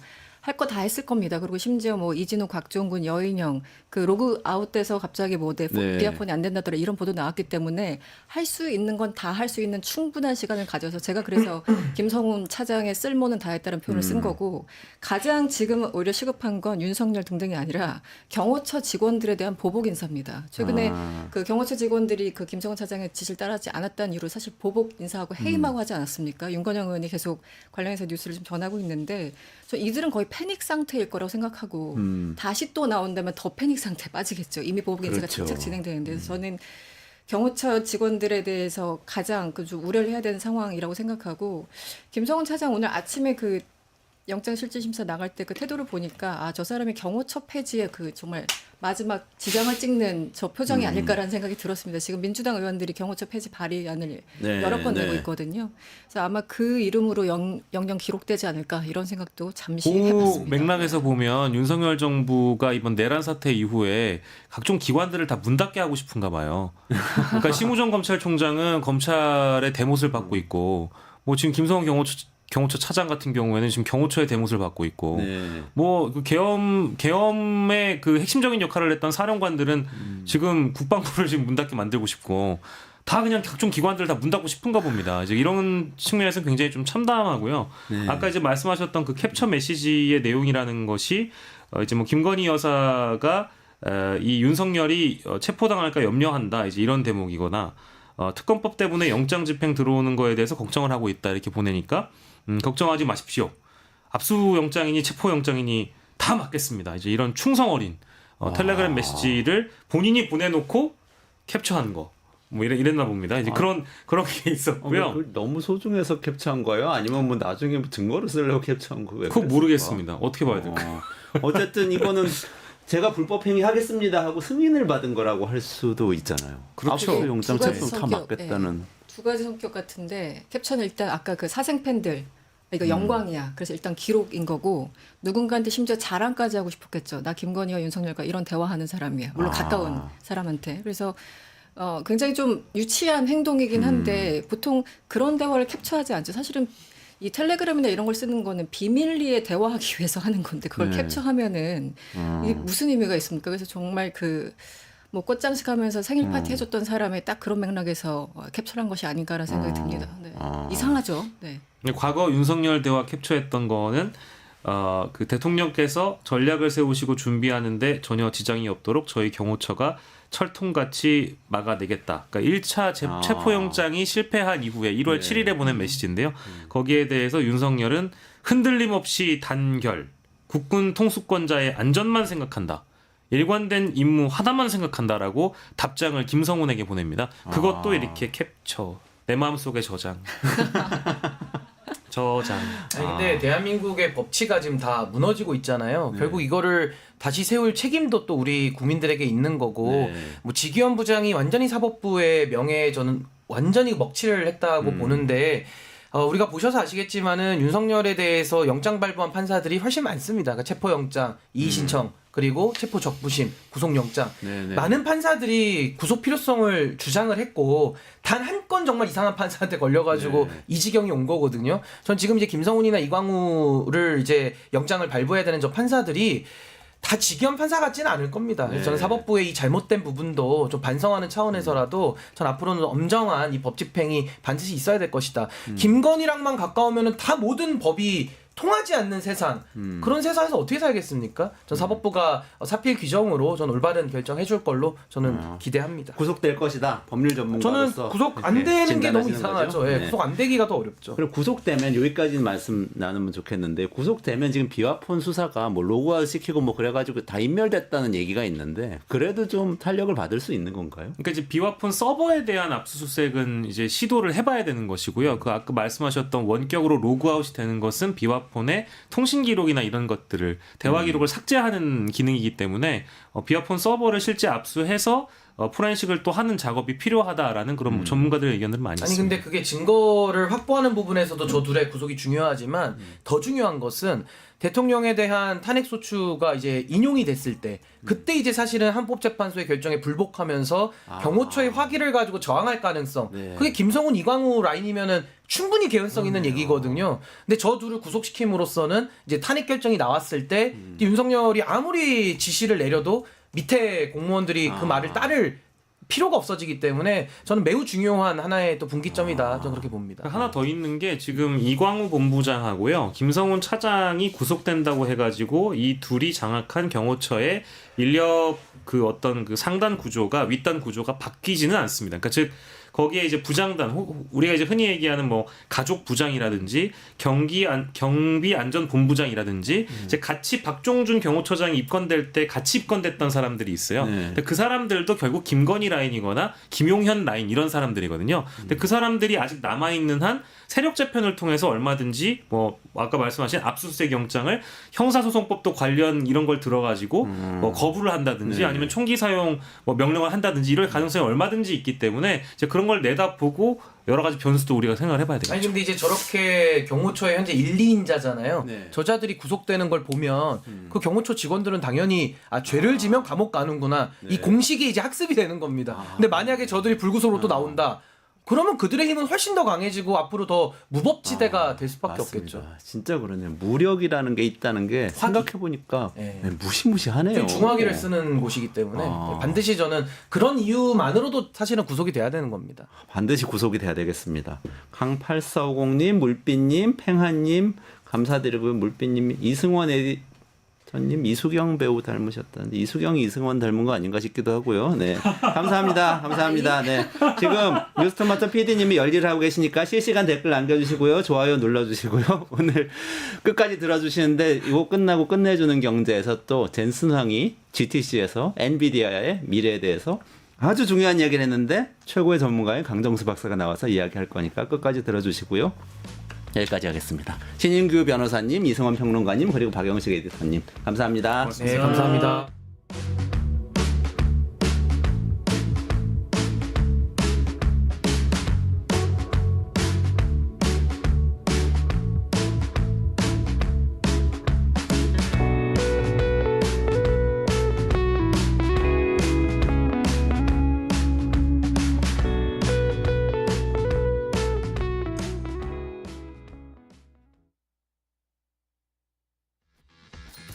돈버는 퀴즈쇼 증권 통판.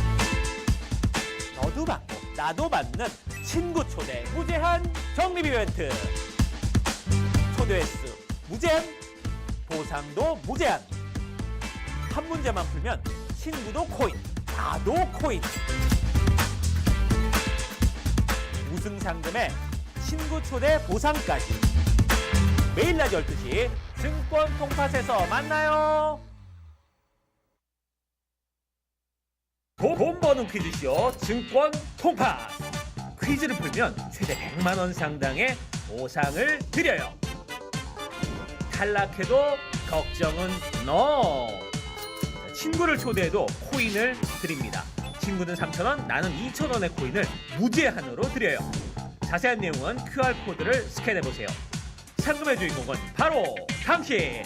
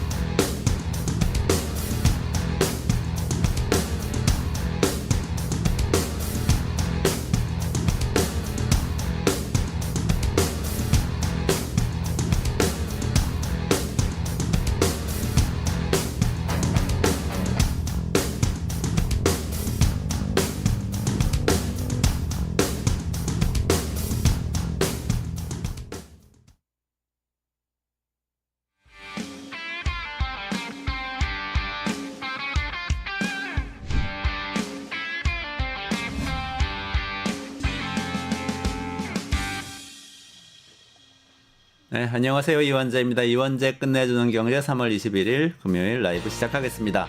오늘 여러 가지 이야기를 하는데 앞에 끝장 뉴스에서 탄핵 이야기 막 했잖아요. 근데 요즘 사람 만나면은 다 탄핵 언제 신고, 선고 언제 나요? 이거 물어본 다음에 그 다음에 뭐 물어보는지 아세요?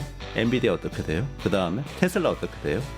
그래서 제가 앞 시간에는 탄핵 얘기 끝내고요. 이제 엔비디아, 테슬라 얘기 끝내주시고 그리고 나서 삼성전자 얘기까지 해주실 분 모셨습니다. 강정수 박사님 어서 오세요. 안녕하세요. 반갑습니다. 네.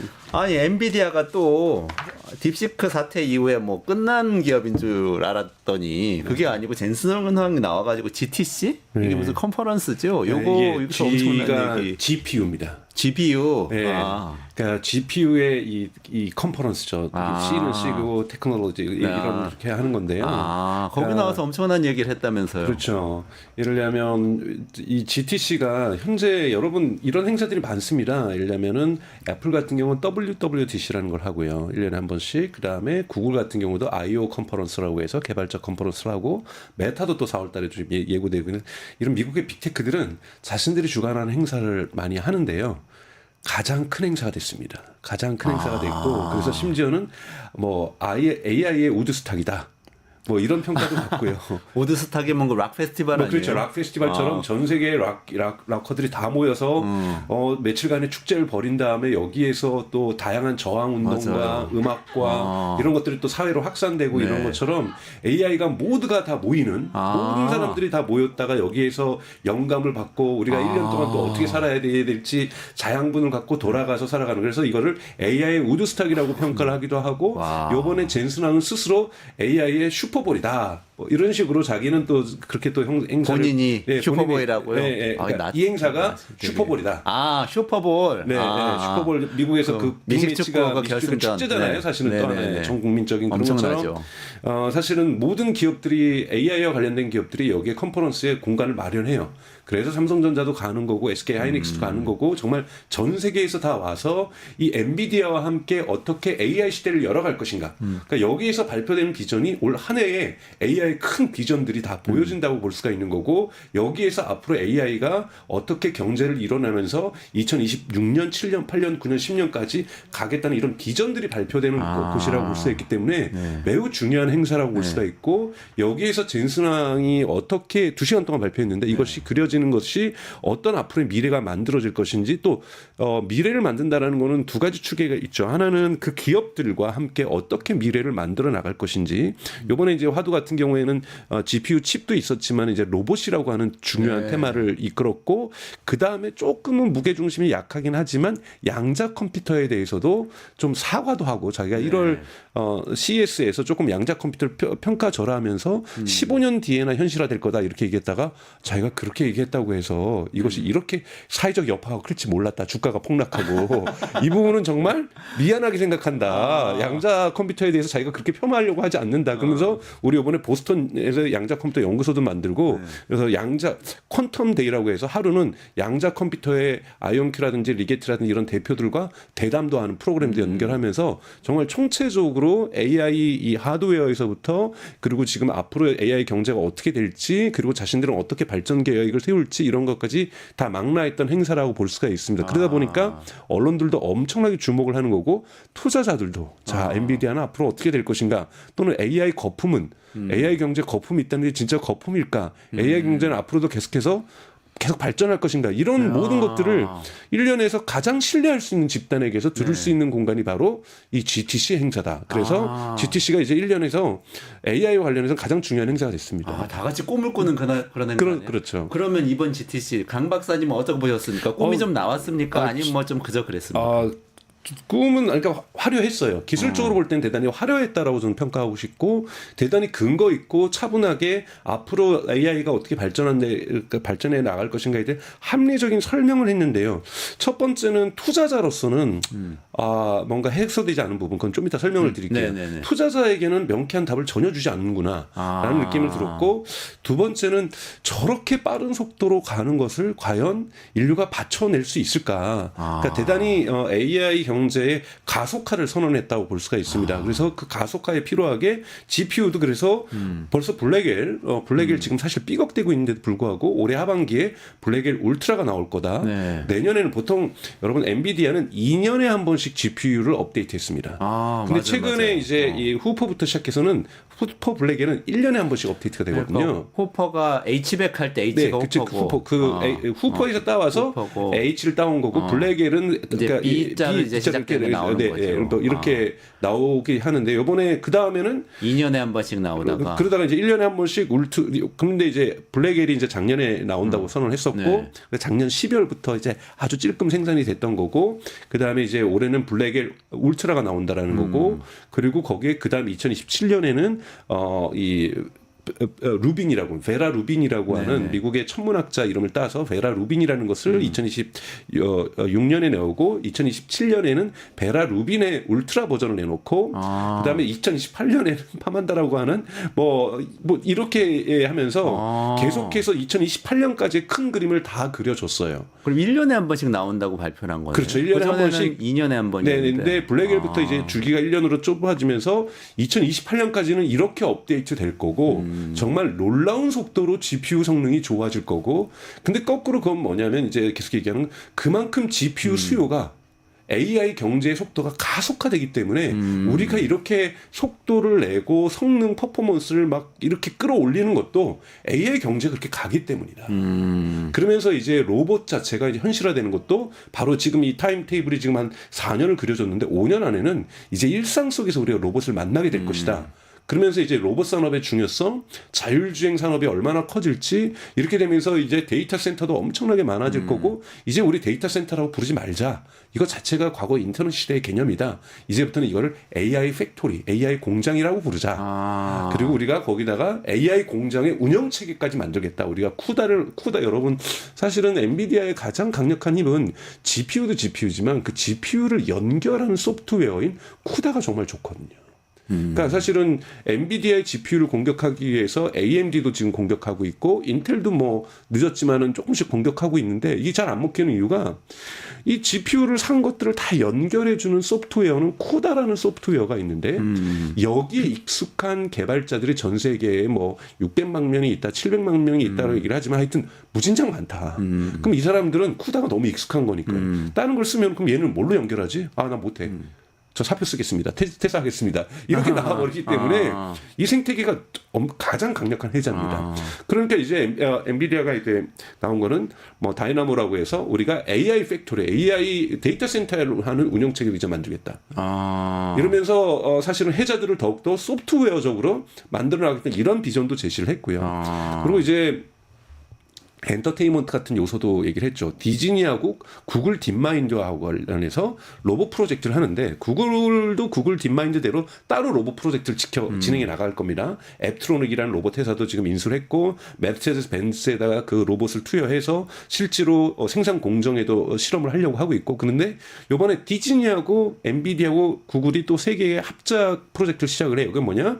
디즈니가 영화에서 스타워즈라든지 각종 영화에서 만들었던 모든 로봇을 현실적으로 만드는 프로젝트.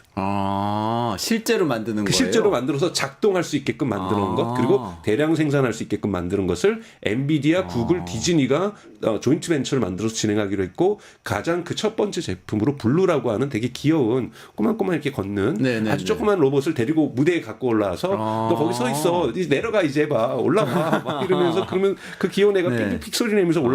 이게 다 뭐냐면 실제로 하기로 했던 디즈니하고 구글 딥마인드와 엔비디아와 함께하는 모든 디즈니에 있는 IP를 갖고 있는 네네네. 디즈니가 IP를 갖고 있겠죠. 이 로봇을 현실화하는 이런 프로젝트도 진행을 하기로 했고요. 양자 컴퓨터 관련해서는 보스턴 양자 컴퓨터 연구소라고 해서 MIT에 갖고 있는 양자 연구소하고 하버드 대학교가 갖고 있는 양자 연구소하고 같이 합쳐서 엔비디아가 요 두 개의 대학의 연구 집단을 같이 연결하는 엔비디아가 보스턴 양자 컴퓨터 연구소를 열기로 했다. 그래서 여기에 막대한 돈을 쓰기로 했다. 그리고 이제 아무래도 이런 계획도 이제는 아직은 연구 단계이지만은 양자 컴퓨터가 이제 잭슨은 뭐라 그랬냐면 가장 어려운 것 중에 하나가 여러 가지 기술적인 요인들이 있지만 흔히 말하는 오류 해결이라는 알고리즘이 되게 중요하거든요. 양자가 중첩 상태에 있어야 되는데 중첩 상태에 있으면서 서로가 연결되어 있을 경우에는 이 양자들끼리 오류를 많이 발생하는데 이것을 해결하는 알고리즘에 AI가 기여할 수 있다. 그래서 우리는 그쪽으로 연구해서 양자 컴퓨터를 지원하겠다. 그래서 총 양자 컴퓨터가 상용화되기 전에도 하이브리드 모델이 발생하게 될 건데 자기네가 생각하기에는 그 하이브리드 모델이라는 건 뭐냐? 양자 컴퓨터의 중간 기술과 그 다음에 지금 AI 기술이 접목돼서 슈퍼컴퓨터가 접목돼서 하이브리드 기술을 자기네들은 중간 단계의 솔루션이라고 생각하고 여기에 집중하겠다. 그리고 이걸 위해서 아이온키라든지 리게트라든지 전통적으로 있는 지금 아마존이라든지 엔비디아 저기 구글이라든지 아마존 다 지금 양자 컴퓨터 하고 있거든요. IBM이라든지 이들과 함께 한번 만들어 나가겠다. 이런 얘기도 나온 거고 또 이제 AI 팩토리만 하면 뭐하냐? 지금 이제 화면에 나오는 것처럼 우리가 AI 이 개인용 슈퍼컴퓨터를 만들겠다. 개인용 슈퍼컴퓨터. 그래서 이거를 이제 보급해서 왜 요즘 라마 같은 경우들 모델 작은 것들 계속 나오잖아요. 지난번에 제가 말씀드렸던 알리바의 QWQ라든지 또는 이번에 또 이 LG전자에서도 LG에서도 지금 되게 소형 경량형 모델을 만드는데요. 이런 경량형 모델은요. 저런 컴퓨터 안에 들어가서 돌릴 수가 있어요. 그러면 각종 대학의 연구실이라든지 기업에서 내부에 흔히 말해서 인트라넷에서 돌린다든지 이런 것들은 이제 가능하거든요. 그럼 저런 슈퍼컴퓨터 한 대만 사도 충분히 돌릴 수가 있게 되는 거죠. 그래서 저런 보급형, 그러니까 즉 경량화된 인공지능을 돌릴 수 있는 보급형 슈퍼컴퓨터도 이번에 공개를 하면서 물론 저것도 CES에서 공개한 거지만 이제는 양산 체계에 대한 일정까지도 밝히면서 가격대도 얘기해줬다는 부분에서 의미가 있고요. 그래서 정말 총망라했고요. 그러네요. 그리고 끝나고 나서도 기자들이 해외 유수 언론들이 단독 인터뷰를 또 안 했겠습니까? 그럼 단독 인터뷰는 파이낸셜 타임즈하고도 단독 인터뷰를 하고 이렇게 했었는데 여기에 또 중요한 얘기들을 또 메시지를 했는데 그 중에 하나가 이제 가장 중요한 것은 지금 트럼프 정부하고 어떻게 엔비디아가 호흡을 맞출 것인가. 아, 그래요. 불화설이 있었잖아요. 네네. 그 부분에 관련돼서 파이낸셜 타임즈하고 단독 인터뷰를 했습니다. 여기에서 얘기한 것은 앞으로 저는 모르겠어요. 앞으로 5년 정도 그러니까 트럼프 임기를 얘기한 것 같아요. 수조 달러를 자신들이 그러니까 이 칩과 관련된 다양한 공급망이 있을 테니 이 부분이 미국에서 그 중에서 그러니까 자기네들이 지출을 할 건데 지출이 그 중에서 수천억 달러가 최소한 10분의 1 이상은 미국에서 생산되도록 하겠다. 아, 그거 진짜 트럼프 입맛에 딱 맞는 그렇죠. 얘기네요. 요즘 애플도 그렇게 얘기를 하는 거고 즉 자신들이 지출할 이 버젯의 10분의 1 이상은 미국에서 생산되도록 하겠다. 이렇게 분명하게 메시지를 던졌거든요. 그런 부분에서 던졌다는 데 의미가 있고 또 요즘 문제가 되고 있는 이 지금 인텔의 파운드리를 미국 정치권에서는 트럼프 행정부 쪽에서는 이거 저기 TSMC가 인수해라. 그렇잖아요. 요새. 뭐 그렇게 하면서 그랬더니 이제 얼마 전에 이제 뉴스가 나왔던 것이 TSMC가 혼자 못 하겠으니까 독박스게 생겼으니까 엔비디아랑 몇 군데랑 연합해서 하겠다로 뉴스가 나왔더니 그것에 대해서는 부정을 했어요. 그거에 대해서는 아직 공식적으로 결정된 바 없다. 왜냐하면 그게 워낙 큰 예민한 문제고 인텔도 이번 주에 새로운 CEO가 왔고 사실은 인텔의 운명을 스스로를 인텔이 결정해야 되는데 이렇게 정치권에서 이런 식으로 하는 것에 대해서 아직까지는 젠슨 왕이 좀 조심스러운 입장을 취했고요. 그래서 전반적인 모든 것들이 나왔습니다. 이 얘기가 굉장히 많은데. 근데 투자자들이 근데 왜 엔비디아의 주가는 내려갔느냐? 왜냐하면 발표하는 당일날 2시간 기조연설을 할 때 엔비디아 주가가 3% 정도 내려갔거든요. 좀 시들시들 하더라고요. 그래서 투자자들은 뭐냐면 이 얘기가 새롭지가 우선 않아요. 우선은 이 루빈이 나온다라는 거를 이미 공개했어요. 그러니까 새로운 소식이라기보다는 지금까지 나왔던 소식을 잘 엮어서 2시간짜리로 만들었다라는 거 외에는 루빈이라면 아까 내년 하반기에 나온다고 하는 이게 그 뭐 900배 성능 향상되는 AI 칩이다 900배 성능이 향상된다고 하는데 하여튼 3배 정도의 GPU가 더 들어갑니다. 블랙엘보다. 그래서 뭐 성능이 900배 정도 늘어난다고 하는데요. 그러니까 투자자들이 보기에 지금 가장 중요한 건 뭐냐면 엔비디아가 실제로 돈을 버는 거거든요. 돈을 버는데 블랙엘을 작년 말에 12월 달에부터 생산을 해서 뭐 10억 달러인가 12억 달러인가 정도의 매출을 만들었다고 얘기는 했어요. 블랙엘이 마이크가 문제인가요? 네네. 손 떼고 하시면 손 떼고 항상 맞아요. 잡고 얘기하는 습관이 있어서. 근데 이 블랙엘을 이 문제가 뭐가 있냐면 지금 어느 정도 양산되는지를 알 수가 없어요. 그러니까 결국은 양산은 TSMC가 하는 거잖아요. 그런데 그랬구나. 발표는 그렇게 했거든요. 블랙엘의 주문이 지금 360만 장이 들어와 있다. 근데 쿠퍼가 뭐 160만 장이었는데 주문이잖아요. 그러니까 주문이 들어왔는데 그럼 주문을 올해 상반기면 다 메꿀 수 있다.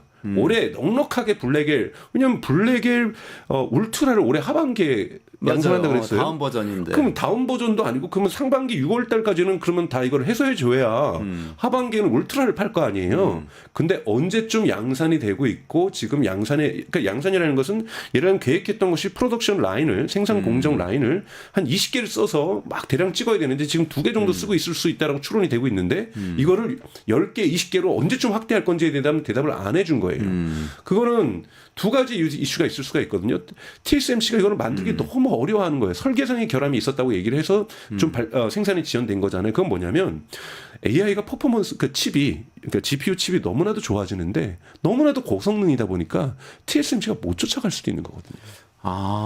그 생산 단계에서의 정교함이 너무 많이 필요해서 그렇죠. 근데 또는- TSMC가 못 쫓아가면 아무도 못 쫓아가는 그렇죠. 거잖아요. TSMC가 못 쫓아갈 수도 있고요. TSMC가 또 하는 것에는 나노 공정의 GPU 칩 생산이 중요한 것이 아니라 여러분 이런 것들은 패키징 작업이 어렵거든요. 여기는 그렇죠. CPU도 들어가고 GPU도 들어가고 또 SK 하이닉스의 HBM도 들어가잖아요. 네. 이런 것들을 패키징하는 기술이 또 대단히 어렵습니다. 그래서 패키징에서 지금 어려운 건지 실제로 그 블랙엘에 들어가는 GPU가 어려운 건지 그러지는 않을 거라고 저는 보는데 아마 패키징 쪽에서 오류가 있을 거라고 다들 예측을 하는데 지금 엔비디아 TSMC가 패키징도 하고 있는 거거든요. TSMC가 못하면 아무데도 못하는 거예요. 근데 TSMC가 지금 힘들어하고 있다는 거잖아요. 그런데 거기에다 또 울트라를 만들고 거기다가 지금 루빈을 만들면 이게 TSMC가 과연 소화할 수 있어? 소화를 못하면 엔비디아의 매출과 순이익이 보장이 안 되는 거고 지금 있는 거 팔더라도 예를 들자면 일론 머스크가 소유하고 있는 X.AI라는 AI 컴퍼니에서 그록이라는 거 만들었잖아요. 네네네. 거기에는 지금 H100이 20만 장이 벌써 해서 데이터 센터 돌아가고 있고요. 맞아요. 그게 일론 머스크가 나와서 막 자랑했던 거죠. 그렇죠. 우리 뭐 몇 달 만에 이거 다 근데 만들었다. 거기서도 블랙엘을 또 30만 장을 추가 주문했어요. 아 그래요? 엄청난 거죠, 사실은. 근데 그걸 또 근데 그 중에서 언제 한 장도 만드나. 아직 배달이 안 됐어요. 그러면 뭐 지금 다 블랙엘을 기다리고 있는데 언제쯤 그러면 블랙엘을 30만 장을 거기다 오라클도 지금 30만 장 주문해 놨거든요. 그거에 대해서 질문을 막 받았을 거 아니에요. 근데 여기에 대답이- 대해서는 그러니까 아직 얘기하지 않고 있는 거예요. 그러니까 그 이후에 발표할 때는 2시간 동안 자기 혼자 얘기하는 거기 때문에 여기서 얘기를 하지 않았고요. 그자들과 기자들과 관련돼서는 그러니까 TSMC하고 협력이 잘 되고 있다. 걱정하지 않아도 되는 수준으로 생산되고 있다라고 얘기하는데 구체적으로 얘기를 해주지 않다 보니 모호성을 가지고 있다 보니 무언가 이 블랙엘의 생산에 차질이 있는데 이 블랙엘마저도 생산에 차질이 있으니 그 다음 단계의 꿈이 과연 계획이 현실화될 그러네요. 것인가 얼마나 의미 있게 프로토타입 몇 개 만드는 건 의미 있는 게 아니거든요. 30만 개씩 오라클도 주문하고 있고 X.AI도 30만 개 지금 메타도 주문하고 있고 빅테크들 다 주문하고 있는데 이거 수량 맞춰줘야 될 거 아니에요. 그걸 뽑아내면 울트라에 대한 수요도 나올 거고 그 다음에 베라에 대한 수요도 루빈에 대한 수요도 나올 텐데 도대체 이것이 정체가 이 지연과 지체가 어떻게 해결될 거에 대해서 딱 가슴 이렇게 탁 뚫어지게 얘기를 안 해주니 투자자들은 조금 실망했어요. 이렇게 나오는 거죠. 그러네. 지금 휴머노이드 양자 컴퓨터 얘기도 꼼으로 다 얘기하셨지만 제일 중요한 게 지금 팔고 있는 게 AI 칩이니까 이 GPU 앞으로 뭐 어떻게 만들 건지 쭉 뭐 울트라 버전 뭐 루빈 5만 쭉 얘기했는데 엔비디아는 설계를 하는 기업이니까 설계를 해서 TSMC한테 주문을 넣어서 생산을 해달라고 해서 받아서 팔아야 되는데 지금 주문은 다 받았는데 블랙웰 버전 지금 작년에 나온 블랙 받았는데 뭔가 만들어서 납품을 못 하고 있는 거 아니야라는 하긴 하는데 대단히 작다라는 거죠, 생각보다. 그거에 대해서 정확하게 얘기 안 했죠. 정확하게 얘기 안 했죠. 그 문제가 있네요. 네. 여기까지 얘기를 하고 그러면 아까 또 휴머노이드 얘기를 하신 게 굉장히 흥미로워요. 사실은 요거는 최근에 보스턴 다이내믹스라는 회사 현대자동차에서 인수한 로봇 회사잖아요. 거기서 현대자동차 생산 라인에다가 로봇 집어넣기 시작하겠다고 하반기 그렇게 때 얘기를 하는데 지금 또 이 엔비디아에서 휴머노이드 한다는 얘기를 들으니까 이게 인간을 닮은 로봇이 이제 갑자기 닥쳐오는 건가 이런 생각이 지금 들었어요. 이 가속도가 사실은 대단히 빨라지고 있습니다. 휴머노이드가 제가 작년에만 저도 이제 뭐 더 코어에다 글을 쓸 때만 해도 AI 로봇이 온다라고 얘기를 했었지 이렇게까지 속도가 빨라질 거라고 보지는 않았는데 우선은 중국이 불이 붙은 것 같아요. 중국은 2023년 11월에 국가 정책을 그때 채택을 했거든요. 네. 그래서 2024년에 수많은 스타트업들에게 돈을 쓰기 시작했어요. 네. 근데 1년 만에 너무 빨라지고 있는 겁니다. 네. 그러니까 여기에는 AI 기술의 가속화와 함께 로봇의 기술의 가속화가 됐는데 여기에는 특히 여러분 보셔야 될 것이 이 휴머노이드 로봇은 AI만 발전하면 된다는 것이 아니라 이 메카니컬, 이 기계적인 엔지니어링도 대단히 중요한 거거든요. 네, 근데 네. 중국이 이 부분이 좋거든요.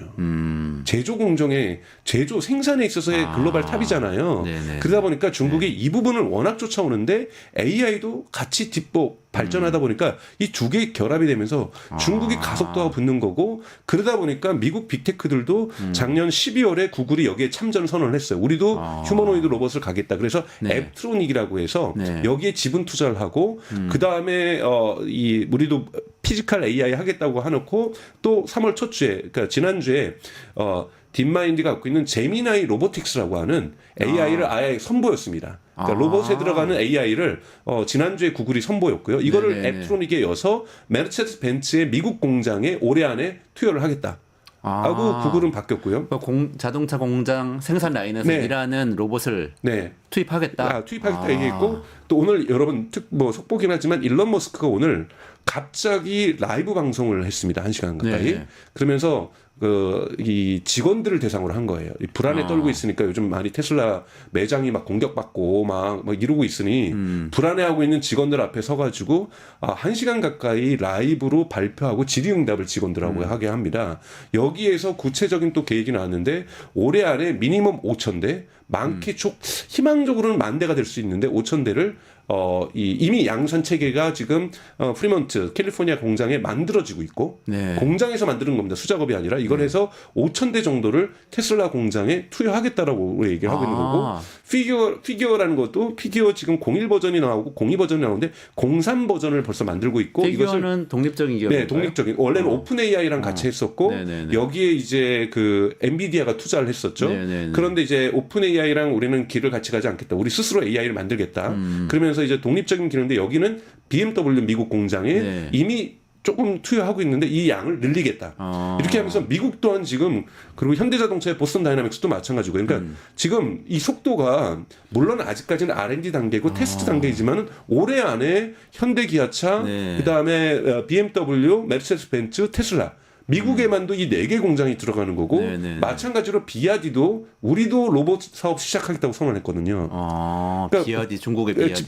중국의 비아디 전기차 이렇게 우리도 로봇 사업 시작하겠다 그렇고 지금 이 로봇 사업 시작에 뛰어드는 수많은 중국 기업들 그리고 미국의 주된 기업들의 파트너십들을 통한 어떤 참여들 이런 부분들이 대단히 가속화되고 있다라고 볼 수가 있습니다. 젠슨왕 얘기로는 지금 그 GTC에서 네. 5년 이내에 휴머노이드 시대 온다 이렇게 네. 얘기를 한 걸로 제가 뉴스를 네, 네, 봤는데 네, 그러면 맞습니다. 5년 이내에 그 휴머노이드들이 공장에 가서 지금 그 피규어 같은 데서 발표하는 것처럼 공장 가서 일하게 된다 이런 얘기인 거예요? 맞습니다. 5년 내에 사실은 중국은 27년을 목표로 하고 있어서 5년도 아니에요. 2년인데요? 그래서 저는 그건 좀 불가능하다 보고 있고요. 정부가 계획하고 있는 건요. 27년에 3,500만 대의 로봇을 중국 공장에 투여하겠다는 거예요. 3,500만 대요? 네, 350대도 아니고요. 3,500만 대입니다. 3,500만 개 일자리를 대체하는 그것이 2023년 11월에 중국 국가 정책에 나와 있던 개수예요. 근데 이 3,500만 대를 27년에 나오는 건 불가능하지만 2030년에만 돼도요. 3,500만 대면 거의 한국의 근로자 수하고 노동자 수하고 거의 같은 수거든요. 그러니까 사실은 휴머노이드 로봇이 가속화되고 일상화된다라는 것은 경제학적인 개념에서도 완전히 달라지잖아요. 제가 한번 말씀드렸지만 데이비드 리카도의 이 비교 우위로는 네네네. 우리 이현진님이 예를 들면은 토마토하고 파프리카 중에서 파프리카를 더 잘하시고 네네네. 토마토보다 파프리카를 더 농사를 잘하시고 저는 토마토를 더 잘하면 그러면 서로 교환해가지고 네, 나는 파프리카만 하고 저는 박사님은 토마토만 해서 교환해서 훨씬 둘 다 이익이다. 이게 이런 거예요. 지금까지 네. 무역이 이루어지고 네. 있고 분업이 이루어지고 있는 그렇죠. 기본 원칙이잖아요. 데이비드 네, 리카도가 네, 얘기했던 네. 비교 이론이.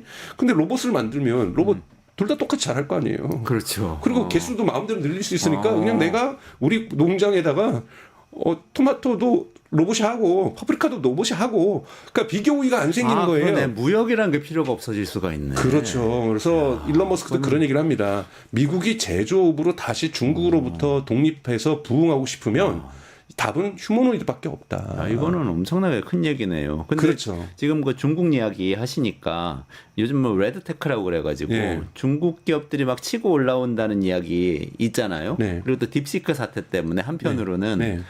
중국에서 효율적인 AI를 하니까 AI 칩 많이 필요 없다는 얘기도 있어서 하드웨어도 중국이 치고 올라오고 소프트웨어 쪽에서는 AI 칩 많이 필요 없고 그래서 엔비디아 뭐 시대가 끝난 거 아니냐. 또 미국 빅테크 대신에 그 중국의 팹4라고 이런 쪽으로 쏠리는 거 아니냐. 뭐 이런 얘기들도 있어요. 그것이 이제 한번 이제 이렇게 중국에는 워낙 여러분도 아시는 것처럼 대학생들부터 해서 엔지니어의 풀이 강했죠. 그러니까 AI로 가기 위한 소프트웨어 개발자들과 그 기계공학자들의 엔지니어들의 풀이 대단히 강했습니다. 이들이 대단히 소프트웨어 회사들을 결합을 하고 있었고 축적이 되고 있었고 이게 터진 건데요. 여러분 이런 것들이 역사적으로 볼 때는 예를 들자라면 1860 몇 년도인가 하여튼 브리티시 블록하드라고 해서 영국 해군들이 미국을 봉쇄한 적이 있습니다. 그 뉴욕부터 해가지고 이 보스턴에서 동부 해안을 봉쇄한 적이 있거든요. 그러고 나서 독립전쟁 이후에 가가지고 백악관 한번 불태우고 온 적이 있어요. 그러면서 미국 사람들의 자존심이 엄청나게 상하면서 그러면서 블록화를 하면서 뭐냐면은 원래 미국하고 영국은 분업을 했습니다. 미국은 모카를 키워가지고 모카에서 실을 뽑아가지고 뉴욕을 통해서 영국으로 수출하고 영국에 있는 섬유 공장에서 이거를 천으로 만들어서 청바지 만들어서 쉽게 얘기해서 다시 뉴욕으로 와서 이걸 분배했는데 이 블록화대가 생기면서 무역을 막아버렸어요. 그때 미국이 각성을 합니다. 미국 사회 자체가 각성하면서 아하 자본주의에서 지금 이제 가장 중요한 섬유 공장은 우리도 가져야 되겠구나. 이건 무역할 일이 아니구나. 그러면서 보스턴 쪽에다가 엄청난 섬유 공장을 짓습니다. 네. 그러면서 더 이상 우리는 영국에다 수출하지 않는다. 우리 자체적으로 하면서 발전시킨다 하면서 그때 일어나는 것이 미국의 굿 필링 시대라고 얘기도 하는데 하지만 일종의 낭만주의 시대가 시작이 돼요. 미국 우리가 할 수 있다. 우리 진짜로 이번에 독립하자. 그러면서 민주주의 공화 정도 우리가 제대로 만들어 보고 영국보다 더 잘해보고 그다음에 우리 산업도 영국보다 더 키워보고 우리가 기술적으로도 영국보다 더 하면서 그러면서 흔히 말해서 미영 갈등이라는 것들이 발생하게 되면서 훨씬 더 미국의 산업화가 가속도를 이루는 시대를 맞게 되는 거거든요. 이거를 요즘 중국에서는 딥시크 낭만주의라고 그러더라고요. 아 그래요? 네. 딥시크 낭만주의. 그러니까 딥시크가 온 다음에 중국 사람들한테서 어떤 일이 있냐 기업들에서 우리 이제 AI 부분에서도 미국에 뒤처지지 않을 수 있다. 그러네요. 이건 명확하게 차이가 났었는데 이제 우리가 미국도 앞설 수 있는 그 모멘텀에 우리가 왔다. 이거를 경험했다. 이것이 사회적으로 뿜뿌되니까 막 지금 지난주에 얘기했던 알리바바가 QWQ 뭐 만들어서 뭐 QN도 그렇고 계속해서 AI 모델들 내놓죠. 그리고 이번 주에 중국에 있는 바이두 우리 식으로 하면 네이버 같은 검색 업체에서 어니를 발표했는데 이것도 딥시크보다 성능이 좋아요. 뭐 이런 것들을 계속해서 내놓기 시작하고 있죠. 이제는 마치 본물 터지듯이 AI를 쏟아내는데 중국에 있는 수많은 소프트웨어 개발자, 기술 엔지니어들이 휴머노이드 로봇, 자동차 산업도 이번에 여러분 대단히 중요한 연설이 있었는데 1월 달에 그 다보스 포럼에서 CATL, 그러니까 배터리 업체죠. 배터리 1위 네네네. 업체죠. 이 사람이 뭐라 그랬냐면 이제 EV, 전기차라고 얘기하지 않는다 중국은. EIV라고 얘기한다. 이 IV가 뭐죠? I가 인텔리전스가 들어가는 거예요. 그러니까 Electric Intelligence Vehicle. 이제는 베이클은 인텔리전스가 들어가지 않는 이상 그건 베이클이 아니다라고 정의를 해요. 네. 우리는 자동차를 새롭게 정의한다. EIV로. 왜? 근데 이것이 왜 가능하냐? 우리에게 있는 풍부한 소프트웨어 전문가들. 우리는 너무나도 풍부하다 이들이. 네네. 그렇기 때문에 이 풍부한 소프트웨어 개발자들이 모든 제조업에 퍼지면서 자동차는 EIV로 만들 거고 모든 제품들에 I가 들어갈 거다. 제조업에. 네. 이런 얘기를 하거든요. 그래서 이런 부분에서 뭐 레드테크라고도 얘기하는데 중국의 충격이 가속화되고 있다. 이것이 딥시크가 쉽게 해서 딥시크 낭만주의라고 할 정도로 브리티시 블록하드처럼 그러니까 영국의 어떤 이 봉쇄 조치죠 일종의 미국에 대한 그러면서 무역을 막아버렸고 거래를 막아버렸고 분업 세계에서 단절시켰던 미국에서 미국이 산업적 독립을 깨하면서 산업혁명이 불이 붙었던 것처럼 이러한 지금 일들이 지금 역사적으로 볼 때는 전 중국에 일어나고 있다고 보고 있습니다. 여러 가지가 맞물리는데 지금 말씀하신 그 레드테크라는 게 네. 일단은 기세가 엄청 세네요. 그쵸. 그 기세가 막 올라오는 와중에 뭐 예를 들면 엔비디아가 뭐 AI 칩을 새로운 버전을 만들려고 해도 아주 정교한 제조업이 필요한데 TSMC에 언제까지 이 매달려 가지고 생산할 수 있을지 모르고 TSMC 기술 지금 수준 뭐 어떨지 정확하게 확인도 안 되는데 중국에서 막 치고 올라오고 있다 제조업 네, 이것도 있고 AI 칩 쪽에서는 휴머노이드 쪽에서는 중국이 워낙 공장이 많잖아요. 이 공장들의 휴머노이드를 다 투입하려고 한다면 휴머노이드 산업을 일으킬 수 있는 수요가 너무 많은 거잖아요. 수요가 많습니다, 여러분. 그러니까 그럼 미국에 비해서 훨씬 유리한 위치에 유리한 위치죠. 여러 가지로 있다 이런 네. 생각이 드네요. 네, 맞습니다. 양자 컴퓨터 시간이 거의 다 돼서 양자 컴퓨터 다음 시간에 좀 말씀을 나누시고 삼성전자 얘기를 빠뜨릴 그래, 수가 없어서 간단하게 하고 삼성전자 얘기하죠. 네네. 젠슨왕 CEO가 또 삼성전자 언급해가지고 국내에 아유. 좀 들썩였어요. 근데 그거는요 국내 언론들이 삼성전자 입장에서 보도를 하기 때문이에요. 젠슨왕이요 거기 전시 컨퍼런스에 모든 기업들 돌아다니면서 다 사인해줬어요. 모든 기업들에 네네네. 이 기업이 있어야 돼요. 뭐 젠슨왕이요 그 기자들이 사진 찍자면 다 사진도 찍어주고 정말 친절한 사람이에요. 근데 다 작년에 삼성한테 가가지고는 DDR7 짱이야. 락 이런 단어 써준 거잖아요. 네네네. 그런데 이걸 가지고서 삼성전자가 중요한 것은 HBM의 퀄리티를 그러니까 품질 테스트를 통과하는 거고요. SK 하이닉스는 얼마나 잘합니까? 울트라에 들어갈, 그러니까 하반기에 들어갈 그 블랙엘 울트라에 들어갈 시제품을 갖다가 납품을 해줬어요. 테스트 제품. 그러면 이제 테스트 들어가서 완결돼서 테스트 통과하면은 이제 공식적인 납품을 하게 되는. 그러니까 정확하게 엔비디아랑 호흡을 조금 더 빨리 맞춰주고 있는 것이 SK 하이닉스라는 거예요. 근데 삼성전자 와가지고 사인 받았다고 SK는 사인 안 해줬을까요? 다른 업체들도 가서 다 사인하고 다니는데 삼성전자만 마치 받은 것처럼 뭐 무슨 마치 하늘에 누가 와가지고 그래 자네 잘하고 있어 이거 해준 것처럼 이런 식으로 과대 포장되고 있는 것이라고 저는 분명하게 보고 있고요. 그 정도는 젠슨왕이 예의상 다 해줍니다.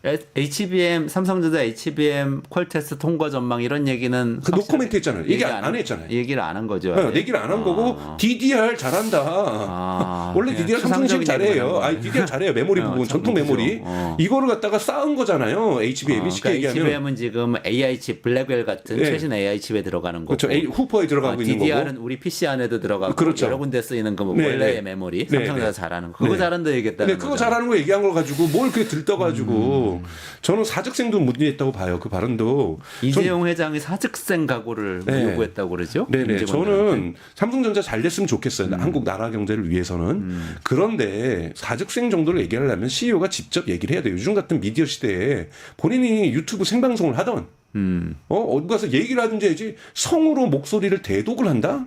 성호가 나와서 얘기했네. 네네네. 아니 이게 무슨 80년대 시대도 아니고 요즘 같은 시대에 그러면 사람들이 그 짜여진 대본에서 프린트 읽어도 이거 읽어도 좋아요. 읽더라도 본인이 나와서 직접 메시지를 해야 되는 거잖아요. 그런 자기 아버지 세대 이건희 회장도 어디 가서 얘기하면 본인이 얘기해 그 말이 서툴더라도 네, 그래 좀 어눌했는데 그래도 네, 뭐 어눌하고 서툴더라도 맞아요. 말솜씨가 그 없더라도 얘기했죠. 직접 얘기하고 그것이 뉴스에 나오고 그랬단 말이에요. 뭐 마누라 자식 빼고 다 바꿔라 뭐 이런 것도 얘기들이 뭐 있잖아요. 근데 한번 정치는 여러분 365 뭐 이런 얘기도 하고 검색을 해서 보시면 뭐 이재명 대표랑 악수하는 거랑 뭐 윤석열 씨랑 뭐 떡볶이 먹는 거 이런 건 있어도 중요한 기업의 메시지를 본인의 입으로 얘기하는 것들이 없다라는 거예요. 이게 무슨 사직생이에요. 그 옆에 있는 임원들이 만들어낸 단어를 그렇게 회장이 얘기했다고 얘기하는 거죠.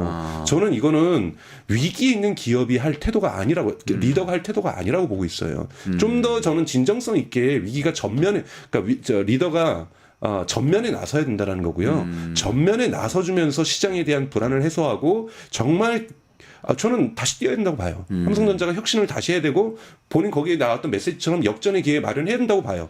거기에는 응원합니다. 그러려면 본인 리더가 직접 나와서 이야기하고 사람들을 설득하고 리더십을 보여주고 보세요. 지금 테슬라 트럼프 저는 트럼프하고 일론 머스크에 대한 정책 판단을 하자는 게 아니에요.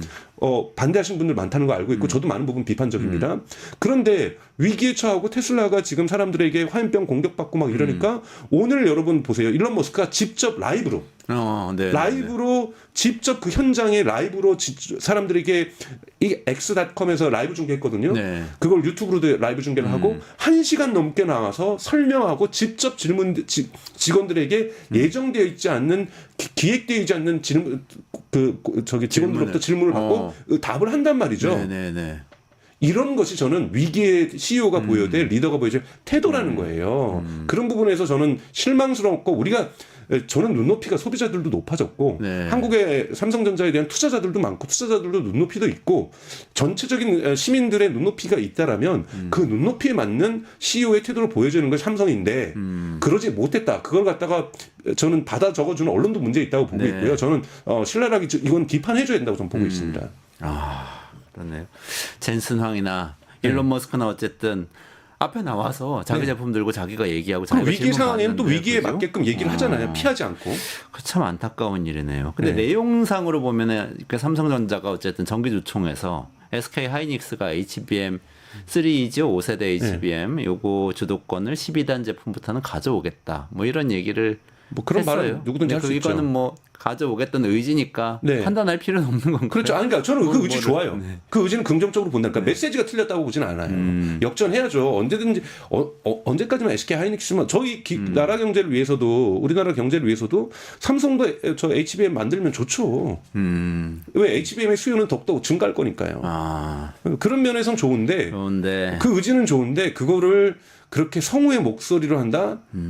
저는 이거는 올바른 리더의 모습이라고 보지 않습니다. 아까 이 기세를 보니까 또 SK 하이닉스가 보도자료 냈더라고요. 보도자료 낸 걸 보니까 또 이게 또 와 옛날하고 많이 달라졌다 이런 생각이 드는데 삼성전자가 훨씬 앞선 기업이고 원래 SK 하이닉스는 뭐 이렇게 좀 어려운 기업이었잖아요. 네. 근데 SK 하이닉스가 그 삼성전자에 대해서 보도자료를 낸 것 같아요. 네.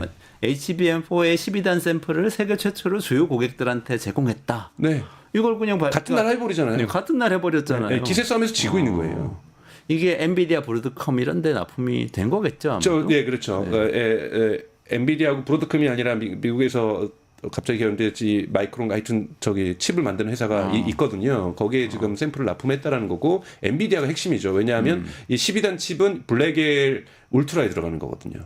그래서 이 울트라에 들어갈 올해 하반기부터 생산한다고 했으니까 하반기에 생산한다는 건 사전에 조율이 다 끝나야 되거든요. 네네네. 공급망 업체들하고 이 모든 것이 다 맞춰져야 되는 네네. 거잖아요. 그렇기 때문에 지금쯤 들어가는 게 맞고 정확하게 기회를 맞춰준 거죠. 이게 엔비디아로 바로 들어가는 게 아니라 파운드리 그러니까 제조업체로 들어가는 건가요? 근데 엔비디아가 이거를 먼저 테스트하죠. 먼저 테스트를 하고. 네네네. 그렇군요. 그러니까 네. 어쨌든 이번에도 SK가 선수를 친 거네요. 네. 좀. 근데 12단에서 자기네들이 기세를 네. 맞춰오겠다. 아니, 우리는 벌써 테스트 들어갔었잖아요. 그러니까요.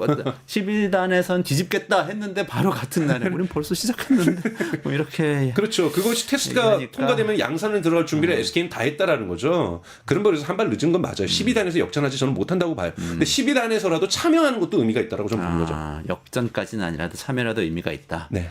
알겠습니다. 여기까지 말씀 드려야 될 것 같습니다. 네. 그 엔비디아의 양자 컴퓨터 얘기 재밌는데 다음번에 다시 좀 부탁드릴게요. 네. 오늘 강정수 박사하고 엔비디아의 GTC 2025 컨퍼런스 젠슨 황의 발언부터 시작해서 우리나라 삼성전자가 무슨 메시지를 새겨야 하는가까지 말씀 나눴습니다. 이원재 끝내주는 경제는 매일 오후 5시 45분에 라이브로 진행하고요. 월요일 오후 5시 45분에 라이브로 다시 찾아뵙겠습니다. 그리고 월요일 5시에 뉴스토마토 끝장 뉴스 시작하니까 그때도 접속하셔서 같이 참여해 주시기 부탁드리겠습니다. 저는 강정수 박사하고 여기서 같이 인사드리고 물러가도록 하겠습니다. 고맙습니다. 고맙습니다.